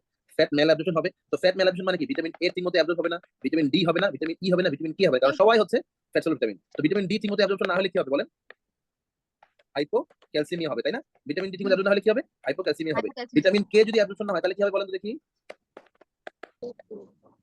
বলেন আপনারা পড়ছেন, সার্জারিতে পড়ছেন না, অবস্ট্রাকটিভ জন্ডিসে কি ভিটামিন কে অ্যাবজর্পশন না হয়ে গেলে কি হয়, তখন আমরা কি দেই, আমরা ভিটামিন কে দেই না, পেশেন্টের ব্লিডিং টেন্ডেন্সি বেড়ে যেতে পারে, তাই না। ভিটামিন কে কি করে, আমাদের যে 2719 আছে ওদেরকে অ্যাক্টিভ করতে সাহায্য করে না। অ্যাক্টিভ করে। হ্যাঁ সো বেসিক্যালি তাহলে দেখেন আমাদের এই বাইল সল্টের সাথে মানে আমাদের আইলিয়াল রিসেকশনের সাথে কত কিছু সম্পর্ক। হ্যাঁ তাহলে আমাদের সবকিছু কিন্তু এখানে হ্যাম্পার হতে পারে। ভাইয়া, বলেন ভাইয়া। ভাই যে আইলিয়াল রিসেকশনের সাথে অক্সালেটের সম্পর্কটা কি? আচ্ছা ওটা আমি মাঝখানে বলছিলাম, আপনি হয়তো মিস করছেন। আমাদের যদি বাইল সল্ট এখানে মানে এখানে যদি কেটে ফেলি তাহলে বাইল সল্ট ঠিকমতো কি হয় না, অ্যাবজর্ব হতে পারে না, তাই তো ভাইয়া।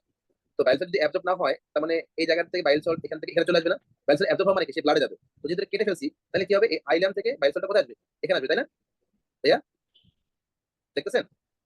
জি ভাইয়া দেখতেছি আমি মিউট করে আছি। এখানে চলে আসলো। তো এখানে যখন আসবে সে কি করে, আমাদের ইন্টেস্টাইনের ভিতরে ক্যালসিয়াম এবং অক্সালেট একসাথে বাইন্ড করে থাকে, বুঝতে পারছেন। ক্যালসিয়াম এবং অক্সালেট একসাথে বাইন্ড করে থাকে। তো যখন আমাদের আইলিয়ামের ভিতর থেকে যখন বাইল সল্ট এখানে চলে আসে, বাইল সল্ট তখন কি করে, এই ক্যালসিয়াম অক্সালেট থেকে ক্যালসিয়ামকে নিয়ে ফেলে, মানে বাইল সল্টটা তখন ক্যালসিয়ামের সাথে বাইন্ড করে। এই ক্যালসিয়ামের সাথে বাইন্ড করার কারণে সে কি করলো, এই অক্সালেটটাকে ফ্রি করে দিল।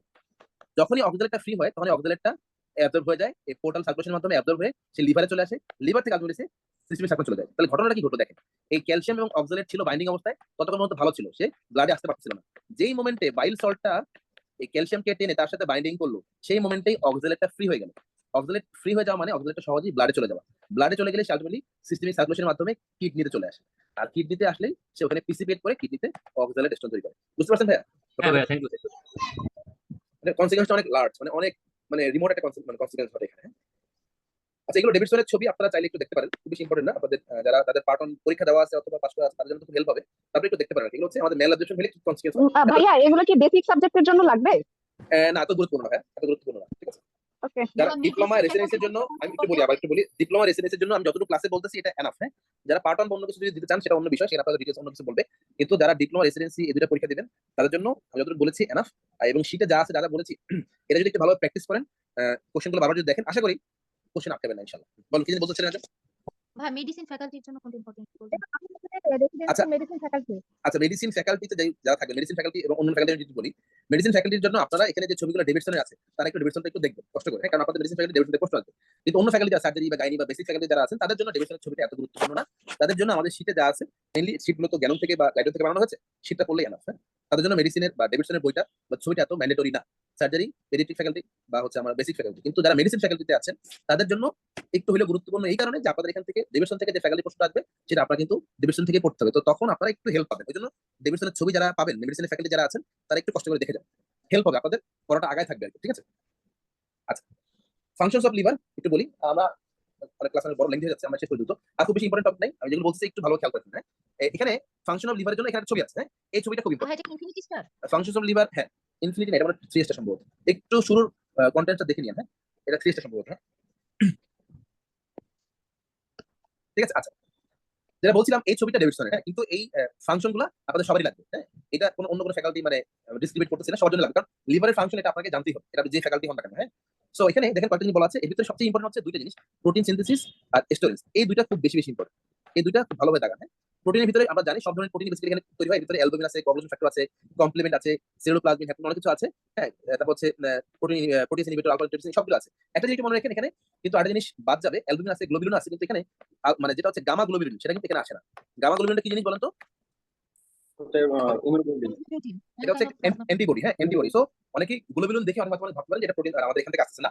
সো গামা গ্লোবিউলিনটা কিন্তু আমাদের কোথা থেকে আসে? আমাদের যেটা বললেন প্লাজমা সেল থেকে আসে। এটা মাথায় রাখেন, ম্যাক্সিমাম প্রোটিনই আসে, তবে গামা গ্লোবিউলিনটা না। নাম্বার 1। নাম্বার 2 হচ্ছে স্টোরেজ। হ্যাঁ, স্টোরেজের ক্ষেত্রে iron, copper, vitamin A, D, বি12 এবং ছোট করে একটু লিখে নেন এখানে নিচের দিকে ভিটামিন কে এবং ফলিক অ্যাসিডটাও পড়ে, সেটা হচ্ছে স্মল অ্যামাউন্টে। তাহলে টোটাল 5টা ভিটামিন। হ্যাঁ, এ, ডি, বি12, তার সাথে কি আছে? কে আছে এবং ফলিক অ্যাসিড আছে স্মল, এবং এটা হচ্ছে স্মল অ্যামাউন্ট। এটা ডেভিডসনে লেখা আছে, এজন্য আপনাদের লিখে দিলাম, আপনারা একটু লিখে নেন তাহলে সুবিধা হবে। ঠিক আছে? Vitamin storage.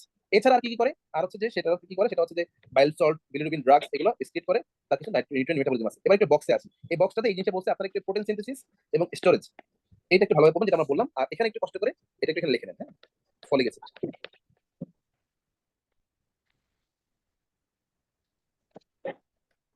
আচ্ছা, আশা করি পারবেন ইনশাআল্লাহ। লিভার ফাংশন টেস্ট, এটা খুব বেশি ইম্পর্টেন্ট না, জাস্ট একটু বলি টেস্ট ফর সিনথেটিক ফাংশন, এইটা একটু লাগবে আপনাদের। এটা সিরিজটা দিয়ে রাখেন, টেস্ট ফর সিনথেটিক ফাংশন। হ্যাঁ, এই অংশটুকু এ। হ্যাঁ, এরপর হচ্ছে কি আছে? এরপর হচ্ছে স্ক্রিটোরি ফাংশন, এখান থেকে একটা। হ্যাঁ, সেরাম বিলিরুবিন লেভেল, এটা তার মানে বি যে ইয়েটা আছে সেটা একটা সেরাম বিলিরুবিন লেভেল। কোনটা বললেন? বলেন, আবার একটু বলেন। হ্যাঁ, বলতেছি সিনথেটিক ফাংশনের জন্য কি কি লাগবে? এই 4টা জিনিস। হ্যাঁ, এটা সিরিজটা দিয়ে রাখেন। স্ক্রিটোরি ফাংশনের জন্য আমাদের সেরাম বিলিরুবিন নাম্বার 1 যেটা। হ্যাঁ, আচ্ছা, মেটাবলিক ফাংশন দরকার নাই। হেপাটোসেলুলার ড্যামেজ, এখান থেকে কি লাগবে? আমরা কি দেখি? আমরা এএলটি লেভেল দেখি, এএসটি দেখি। এএলটি এবং এএসটি এই দুইটা দাগান। হ্যাঁ, কোলেস্টেসিস বা বিলিয়ারি ট্র্যাক্ট অবস্ট্রাকশন আমরা কি দেখি? এএলপি এবং জিজিটি এই দুইটা। তাহলে আমি আবার একটু বলি, আমাদের সিনথেটিক ফাংশনের জন্য আমাদের এই 4টা জিনিস লাগবে। স্ক্রিটোরি ফাংশনের জন্য সেরাম বিলিরুবিন লাগবে। তারপরে আসি হেপাটোসেলুলার ড্যামেজ, এখানে লাগবে এএলপি এবং এএসটি। এবং কোলেস্টেসিস বা বিলিয়ারি ট্র্যাক্ট অপশনের জন্য লাগবে হচ্ছে আমাদের এএলপি এবং জিজিটি। That's it. আর কিছু আপনাদের খুব বেশি কিছু জানতে লাগবে না। হ্যাঁ, ঠিক আছে। ওকে, আচ্ছা, ডিফারেন্স টাইপ অফ জন্ডিস, এটা পরীক্ষা কোনো আসে নাই। আপনারা একটু জাস্ট, আমি তখন একটু বলছিলাম যে আমাদের নরমালি কি হয়? নরমালি হচ্ছে আমাদের আরবিসি ভাঙে, এরপর সেখান থেকে সেটা বিলিরুবিন, হিমোগ্লোবিন ভেঙে বিলিভার্ডিন হয়, বিলিরুবিন হয়। এবং আমরা বলেছিলাম যে এটা থাকে হচ্ছে আনকনজুগেটেড বিলিরুবিন। এবং কোনো কারণে যদি আনকনজুগেটেড বিলিরুবিনটা বেশি বেশি হয় তাহলে সেটাকে আমরা বলি হচ্ছে প্রি হেপাটিক জন্ডিস। কি বলি এটাকে?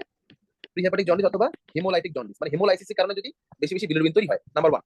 নাম্বার 2 হচ্ছে এরপরে আমরা বলি সেটাকে বলি হচ্ছে হেপাটিক জন্ডিস। আর নাম্বার 3 যেটাকে বলি আমরা অবস্ট্রাকটিভ জন্ডিস, তাই না? তো এখন সহজভাবে যদি আমি বলি যে হিমোলাইটিক জন্ডিসে বা প্রি হেপাটিক জন্ডিসে আমাদের আনকনজুগেটেড বিলিরুবিনটা বাড়ে। ঠিক আছে, আমরা বুঝতে পারছি।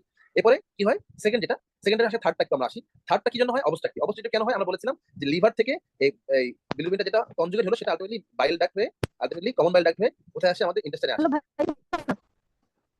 হ্যাঁ আপু, বুঝি নাই কি বলেন। আচ্ছা, যেটা বলছিলাম লিভার থেকে আলটিমেটলি বাইল ডাক্ট হয়ে সে ইন্টেস্টাইনে আসে। কিন্তু যদি এখানে, আপু আপনার কথা বোঝা যাচ্ছে না, কি বলছেন? আচ্ছা, মাঝখানে একটু শোনা যাচ্ছে না, সেটা বলছিলাম। আচ্ছা, হ্যাঁ, যেটা বলছিলাম যে প্রথমে বলেছিলাম প্রি হেপাটিক জন্ডিস, এটা মূলত কেন হয়? যদি বেশি বেশি হেমোলাইসিস হয় তাহলে আমাদের আনকনজুগেটেড বিলিরুবিনটা বেশি বেশি তৈরি হবে। তো বেশি বেশি তৈরি হলে কি হবে? আমার বডি যখন কম্পেনসেট করতে পারে না তখনই অতিরিক্ত বিলিরুবিনটা ব্লাডে চলে আসে। তো তখন আমাদেরকে আমরা এটাকে বলি প্রি হেপাটিক জন্ডিস বা হেমোলাইটিক জন্ডিস। নাম্বার 1। নাম্বার 2 হচ্ছে হেপাটিক জন্ডিস, নাম্বার 3 হচ্ছে অবস্ট্রাকটিভ জন্ডিস। আমরা একটু অবস্ট্রাকটিভ আগে আসি। অবস্ট্রাকটিভ কেন বললাম আগে, যে এখানে কি হয়, আমাদের যে বিলিরুবিনটা তৈরি হয়ে কনজুগেট হয়ে সেটা বাইল ডাক্ট হয়ে ইন্টেস্টাইনে আসে। তো কিন্তু এখানে যদি কোনো একটা অবস্ট্রাকশন হয়, এখানে যদি স্টোন হয় বা কোনো টিউমার হয়, তাহলে আলটিমেটলি এই কনজুগেট বিলিরুবিনটা আর আসতে পারবে না। আলটিমেটলি কনজুগেট বিলিরুবিনটা না আসতে পারলে সেটা ব্লাডে চলে যাবে। তো ব্লাডে চলে গেলে আলটিমেটলি কনজুগেট বিলিরুবিন লেভেলটা বেড়ে যাবে এবং এটাকে আমরা বলি অবস্ট্রাকটিভ জন্ডিস। তাহলে আমাদের প্রি হেপাটিক জন্ডিসে আনকনজুগেট লেভেল বিলিরুবিনটা বাড়বে, অবস্ট্রাকটিভ জন্ডিসে কনজুগেট লেভেলটা বাড়বে। তাহলে হেপাটিক জন্ডিসে কি হবে বলেন তো, বুদ্ধি করে? কনজুগেট আনকনজুগেট দুটোই পাবে। ভেরি গুড, দুইটাই হবে, বোথ। বোথ কেন? যে একটা হচ্ছে হেপাটিক জন্ডিসটা আসলে হয় কেন? হেপাটিক জন্ডিসটা হয় হচ্ছে আমাদের লিভার যদি কোনো কারণে অকেজো হয়ে যায়, লিভারে যদি কোনো ঝামেলা হয়, লিভার যদি ঠিকমতো কাজ করতে না পারে, তাহলে কি হবে, আমার যে আনকনজুগেটেড থেকে কনজুগেট হওয়ার কথা ছিল সেটা ঠিকমতো হবে না। আলটিমেটলি আনকনজুগেটেড রয়ে যাবে, আলটিমেটলি আনকনজুগেট ব্লাডে চলে যাবে।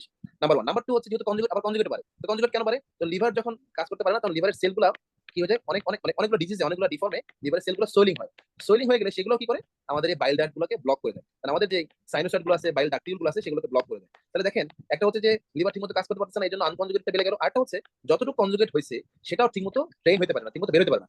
এই জন্য এই কনজুগেটটাও আলটিমেটলি ব্লাডে চলে আসে। তাহলে both unconjugated and conjugated bilirubin both will be increased in case of hepatic jaundice. তাহলে এটা আমাদের সহজ, এটা কনসেপ্ট আমাদের সবাই মোটামুটি জানা আছে। তারপরে একটু আমি আবার রিক্যাপ করলাম, যেহেতু আপনাদের অনেক আগে পড়া, এই জন্য। তাহলে হেমোলাইটিক জন্ডিসে কি হবে, হেপাটোসেলুলার কি হবে, এটা পার্থক্য কখনো আসে নাই, কিন্তু আপনারা একটু ভালোভাবে অবস্থাটি জন্ডিসটা একটু পড়বেন।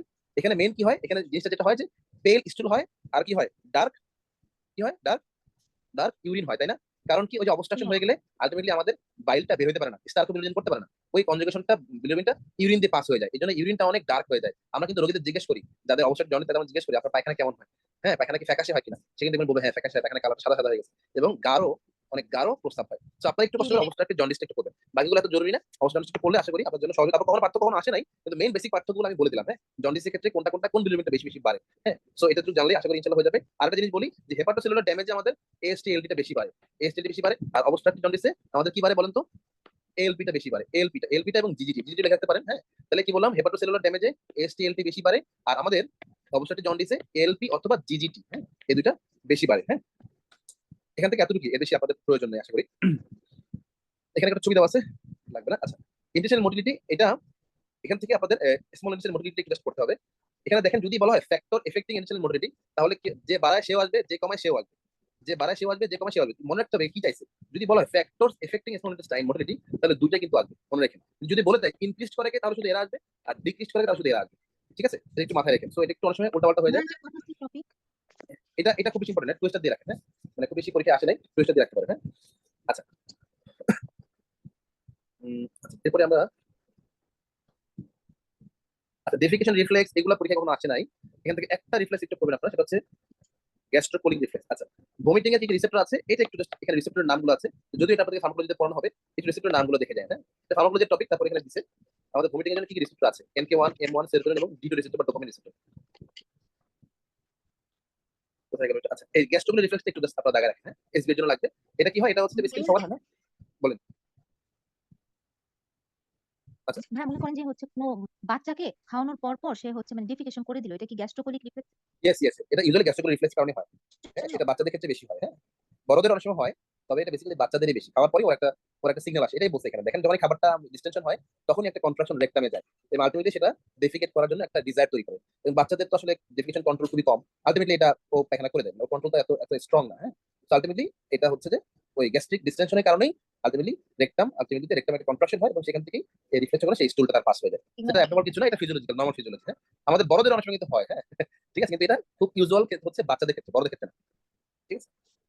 আচ্ছা, এখানে এটার সাথে বড়দের আইবিএস এর কি কোনো রিলেশন আছে? হ্যাঁ, আইবিএস টা একটু আলাদা, আবার তো আবার অনেকগুলো ফ্যাক্টর আছে, সাইকোলজিক্যাল অনেকগুলো ফ্যাক্টর আছে, কালচারাল, হ্যাঁ, হেবিট, ফুড হেবিট, অনেক কিছু ফ্যাক্টর আছে। যেমন আমাদের অনেকেরই সকালবেলা খাইলে মনে হয় যে আমি যদি ইয়াতে না যাই তাহলে সমস্যা হবে, অনেকে এই জন্য সকালে খায় না, ঠিক আছে। এটা কিন্তু সাইকোলজিক্যাল পুরোপুরি, এবং দেখবেন যে আপনি মানে খাইলে আসলে দেখবেন তখন আপনার আসলে দেখা হচ্ছে, ডিজায়ার তৈরি হচ্ছে। সো আইবিএস এর তো আসলে অনেকগুলো মানে হাইপোথিসিস আছে, যদিও স্টিল কোনো এক্সাক্ট কারণ আমরা জানতে পারিনি। তো আমরা যেটা করি, আমরা কিছু সাইকোলজিক্যাল ট্রিটমেন্টে দেই, কিছু ফুড অ্যাভয়েড করতে বলি যেগুলোতে কন্ট্রাকশন বাড়ে। তো ওর সাথে একটা রিলেশন আছে, একটা হাইপোথিসিস আছে, আপনি বুঝতে পারছেন? আচ্ছা আচ্ছা, ঠিক আছে ভাই, থ্যাংক ইউ। সামারি আপনারা একটু দেখতে পারেন, এখানে অনেকগুলো কথা লেখা আছে আমাদের সবগুলো পড়ারই, কি কি কাজ করে, কোথায় কোথায়, এবং এখানে এক্সাম লাইন টপিকগুলো আছে। আসলে আমাদের পড়া মোটামুটি যতটুকু বলেছে আপনারা হয়তো সবাই বুঝতে পেরেছেন। তারপর যদি কোনো কিছু না বুঝতে পারেন, একটু স্ক্রিনশট নিয়ে রাখতে পারেন। এগুলো আমি যে ইয়েগুলো ছবিগুলো লিখেছি, এগুলো আপনি স্ক্রিনশট রাখলে আপনার পরবর্তী হেল্প হবে, হ্যাঁ।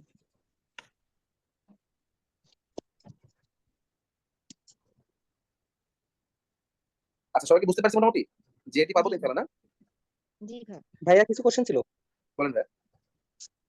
ভাইয়া আমরা যেটা করছিলাম যে হিস্টামিন, অ্যাসিটাইলকোলিন এবং গ্যাস্ট্রিন হচ্ছে প্যারাটাল সেলের উপরে কাজ করে এবং রিসেপ্টর আছে সেখানে। কিন্তু হুম। ভাইয়া যেটা হচ্ছে পেপসিন রিলিজ হয় সে চিপ সেল, সেটার উপরেও আছে কিনা, রিসেপ্টর আছে কিনা? মানে হিস্টামিন না, গ্যাস্ট্রিন আছে। গ্যাস্ট্রিন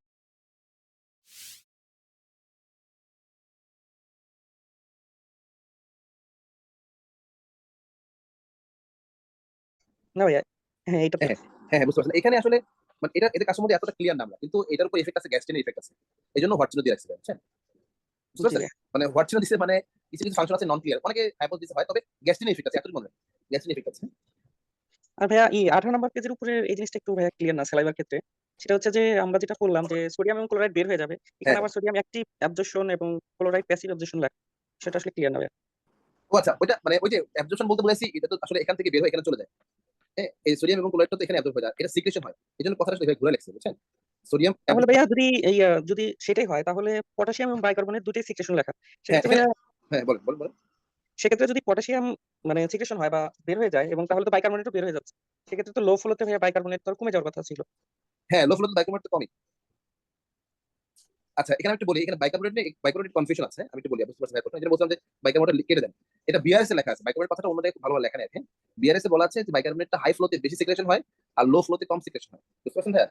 জি ভাইয়া। বাইকার্বনেট কথাটা অন্য জায়গায় এত ক্লিয়ারলি বলা যায়। ছবিগুলো একটু কনফিউজিং, এজন্য আমি এই ছবিটা ফলো করতে বলছিলাম। সেটা হচ্ছে যে আপনার এখানে সোডিয়াম ক্লোরাইডটা অ্যাবজর্পশন হবে, ঠিক আছে, আর পটাশিয়ামটা সিক্রেশন হবে। কিন্তু বাইকার্বনেটের ব্যাপারে বলা আছে বিআরএস এ যে হাই ফ্লোতে আপনার সিক্রেশনটা বাড়ে, এজন্য অ্যালকালাইন থাকে হাই ফ্লোতে, আর লো ফ্লোতে সিক্রেশনটা কম থাকে, এজন্য অ্যাসিডিক থাকে। বুঝতে পারছেন ভাই? জি ভাইয়া। হ্যাঁ, ঠিক আছে। ভাইয়া আরেকটা কোশ্চেন ছিল, ডিস্টার্ব করতেছি আর কি ভাইয়া। না, না, না, আর কি ভাই, ডিস্টার্ব হবে কেন? এটা তো আপনার আরেকটা অধিকার। হচ্ছে ভাইয়া যে বলেন, বলেন। লাস্টে আমরা যেটা পড়লাম ভাইয়া যে স্মল ইন্টেস্টাইনে মোটিলিটি বাড়ায় হচ্ছে হ্যাঁ, হ্যাঁ, কোলেসিস্টিকাইনের নাম দেখলাম ভাইয়া। তো হ্যাঁ। গ্যাস্ট্রিক এমটিন তো কোলেসিস্টিকাইন কমায়, সেক্ষেত্রে ভাইয়া মোটিলিটি বাড়া হ্যাঁ, না, ওটা গ্যাস্ট্রিক এমটিং, হ্যাঁ, গ্যাস্ট্রিক এমটিং সাথে এর একটু সম্পর্ক ডিফার করে, হ্যাঁ। গ্যাস্ট্রিক মোটিলিটি বলতে বোঝায় আসলে আপনার হচ্ছে যে গ্যাস্ট্রিক মোটিলিটি বলতে বোঝাচ্ছে যে আপনার এই গ্যাস্ট্রিক মানে স্টোমাকের মোটিলিটি আছে, হ্যাঁ। ইন্টেস্টাইনাল মোটিলিটি আসলে এটা আসলে কোনটা বোঝায় যে আমার যে ইন্টেস্টাইনের মানে গ্যাস্ট্রিকের পরে ডিউডেনামের পরে যারা যারা আছে তাদের কথা বলেছে, বুঝছেন? তাদের ক্ষেত্রে মোটিলিটি বাড়াবে হচ্ছে এরা। কিন্তু আমার যে খাবারটা স্টোমাক থেকে এখানে আসবে এই পর্যন্ত মোটিলিটি কিন্তু হোল্ড করে রাখে হচ্ছে এরা। মানে যাদের কাজ ডিউডেনাম থেকে শুরু, তারা ডিউডেনামের আগের খাবারগুলোকে স্লোলি পাস করতে বলবে। কিন্তু যাদের কাজ ডিউডেনাম থেকে পরে, তাদের কাজ তো দ্রুত, তারা তো কাজ করবে। তারা তো খাবার আটকে রাখবে না। আটকে রাখলে তাদের কাজ স্লো হয়ে যাবে। নরমাল ভাবে চিন্তা করেন যে আমার স্টোমাক থেকে যে খাবারটা আসতেছে এটা যদি খুব দ্রুত যায় তাহলে তো সবাই হজম হবে না। এই জন্য এরা কি করে গ্যাস্ট্রিক এমটিংটা স্লো করে, গ্যাস্ট্রিক মোটিলিটি স্লো করে। কিন্তু গ্যাস্ট্রিক পার হয়ে যাওয়ার পর যখন ডিউডেনামে ঢুকলো, ডিউডেনাম থেকে যখন সে খাবার পাস করে বের হয়ে যাবে, তখন যত দ্রুত সম্ভব তারা হজম করে, তত দ্রুত সম্ভব তত মোটিলিটি ওরা বাড়াবে। মোটিলিটি স্লো করবে না। মোটিলিটি স্লো করলে তো খাবার এখানে স্ট্যাগনিং হয়ে যাবে, তখন তারা ঝামেলা হয়ে যাবে। জি ভাইয়া, বুঝতে পারছি। মানে ডিউডেনাম পরবর্তী যে হ্যাঁ, বিষয় হ্যাঁ, আছে সেটাই স্মল ইন্টেস্টাইনে বোঝায়। এক্স্যাক্টলি। ফার্দার ওরা হচ্ছে ডিউডেনামের কাজগুলো ওখান থেকে হবে। ভাইয়া, ঠিক আছে ভাইয়া, থ্যাংক ইউ। হ্যাঁ, থ্যাংক ইউ। হ্যাঁ, বলেন ভাই। আপনি যে বললেন যে ক্যালসিয়াম আর আয়রন একই রকম ভাবে কাজ করে একই পাথওয়েতে, তো আমরা তো প্রেগন্যান্ট মাদারদেরকে আমরা প্রেসক্রাইব করি সেকেন্ড ট্রাইমেস্টার থেকে, হয়তো সকালে ক্যালসিয়াম দেই কিংবা রাতে আয়রন দেই। তো এটা এটা তো বললাম একসাথে দেওয়া যাবে না আপু। আমি তো বললাম একসাথে দিবেন না। মানে একসাথে মানে হচ্ছে হচ্ছে কি ভাই এট এ একই টাইম টাইমে দেওয়া যাবে না। এট এ টাইম একসাথে মানে হচ্ছে আপু ওইটা না। হ্যাঁ হ্যাঁ একসাথে মানে হচ্ছে আপনি তো দিবেনই ক্যালসিয়াম আয়রন তো আলাদা একসাথে দিবেন। মানে একসাথে বলতে বলেছি এট দ্য সেম টাইম। আপনি ধরেন ক্যালসিয়াম দিলেন 101, আবার আয়রন দিলেন 101, তাহলে তো হলো না। আপনি ক্যালসিয়াম দেন 101 করার সকাল কথা। থেকে আরেকটা রাতে। হ্যাঁ, হ্যাঁ, আপনি এভাবে দেন, হ্যাঁ। ক্যালসিয়াম আসলে আমাদের এখানে তো আমরা অনেকভাবে লিখি। ক্যালসিয়াম খুব ভালো ইউজ করে হচ্ছে রিউমাটোলজিস্টরা। ক্যালসিয়াম আপনি একবারই দিতে পারেন। ক্যালসিয়াম যদি একবারই দেন, ক্যালসিয়াম 500 আপনি 101 দেন, হ্যাঁ। 101 দেন, সকালেই দেন, হ্যাঁ। অথবা যদি 1000 দেন, 1000 একটা দেন সকালে, অথবা 500 দিলে দুইটা সাথে দেন। এটাও দেওয়া যায়, খুব ভালো কাজ করে। রাতে বেলা অনেক সময় ক্যালসিয়ামটা গ্যাস্ট্রাইটিস মানে অ্যাসিডিটি করে। আয়রনটা দিবেন আপনি ইউজুয়ালি দুপুরে, হ্যাঁ। আয়রনটা আপনি দুপুরে দেন, ঠিক আছে। আয়রনটা আপনি দুপুরে দেন, সকালেও দেওয়া যায়। তবে আমরা বলি যে সকালে আয়রন ক্যালসিয়াম আর দুপুরে হচ্ছে আয়রন। রাতটা হচ্ছে ফ্রি। রাত্রে আমরা দেখা যায় অনেক ওষুধ রাত্রে হয়ে যায়। সব ওষুধ রাত্রে খায় লোকজন। রাত্রে খায়, আবার রাত্রে খাওয়ার পর আমরা লোকজন হাঁটাহাঁটি করি না। আর এমনিতে প্রেগনেন্ট মাদাররা তো আরো হাঁটতে পারে না। এমন গ্যাস হয়, এমনিতে প্রেগনেন্সি মাদারদের আরো গ্যাস এমনিতেই বেশি হয়। আলটিমেটলি ওনার সে আর জ্বালায় বাঁচে না, তার বমি হয়, তার ভমিটিং টেন্ডেন্সি, অনেকগুলো ঝামেলা হয়, ঠিক আছে। এই জন্য আমরা রাতে আসলে খুব বেশি পেশেন্টকে ড্রাগ লোড দিব না ইউজুয়ালি, আনটিল আনলেস যদি ওষুধ এরকম না থাকে, হ্যাঁ। ইউজুয়ালি আমরা মর্নিং আওয়ারে, ডে আওয়ারে দিলে ওষুধগুলো ভালো কাজ করে এবং মুভমেন্ট থাকে ভালো, অ্যাসিডিটি কম হয়। রাতে আপনি যত বেশি লোড দিবেন তত পেশেন্টের দেখা যাবে যে গ্যাস মানে অ্যাসিডিটি অন্যান্য কমপ্লিকেশন গুলা বেশি হবে। কিন্তু আমরা উল্টা রাতে বেশি খাবার ওষুধ দিই। ঠিক আছে, যাই হোক, অনেক ভাইয়া কথা একটা বললাম। কোশ্চেন ছিল। বলেন। ভাইয়া ওই যে আয়রন ওষুধ কি হচ্ছে এমটি স্টোমাকে ভালো অ্যাবজর্পশন হয়, যেটা আপনি দুপুরে খেতে বলছেন, এরকম কি কোনো রিলেট আছে যে সকালবেলা খেলে মানে ভালো কাজ দেয় দুপুরে না, খেলে? এরকম কোনো টাইম সাথে কোনো কারণ আমি কখনো আসলে আমার জানা নাই। তবে আয়রনটা খাইলে অনেক সময় তো অ্যাসিডিটি হয়, আমরা এমটি স্টোমাকে অ্যাভয়েড করতে বলি, আমরা ফুল স্টোমাকে দিতে বলি, বুঝতে পারছেন? হ্যাঁ। আচ্ছা এখন আসলে মানে ঢাকা বিডিএফ হ্যাঁ, হ্যাঁ, কোনটা? আয়রন বরাবর দিতে বলে, কারণ এমটি স্টোমাকে তো HCl এর পরিমাণ কম থাকে। হ্যাঁ, হ্যাঁ, হ্যাঁ। HCl কম থাকলে তো আয়রন অ্যাবজর্পশনে ঝামেলা তৈরি হবে। ঝামেলা হবে, হ্যাঁ, এটা একটা কারণ, ঠিক আছে? কারণ আমার তো আয়রনটাকে ভাঙার জন্য HCl লাগবে, মানে কনভার্ট করার জন্য। ভালো বলছেন ভাই, হ্যাঁ। জি ভাইয়া, ওই যে দাগানো পিডিএফটা দিয়ে দিতে বলবেন হোয়াটসঅ্যাপ আচ্ছা, গ্রুপে। ওকে ওকে ওকে, ঠিক আছে ভাই, ঠিক আছে ঠিক আছে ভাই, তাহলে সবার জন্য শুভকামনা থাকলো। আর আমার জন্য দোয়া থাকলো, আল্লাহ যেন সবার আশা মানে কামনা সবার জন্য আল্লাহ পূরণ করে, পরীক্ষাটা যেন সহজ হয়। ইনশাআল্লাহ কথা হবে পরে, হ্যাঁ? ঠিক আছে, ভালো থাকবেন সবাই। হ্যাঁ আপু, দোয়া রাখবেন। অবশ্যই অবশ্যই। ঠিক আছে, আসসালামু আলাইকুম।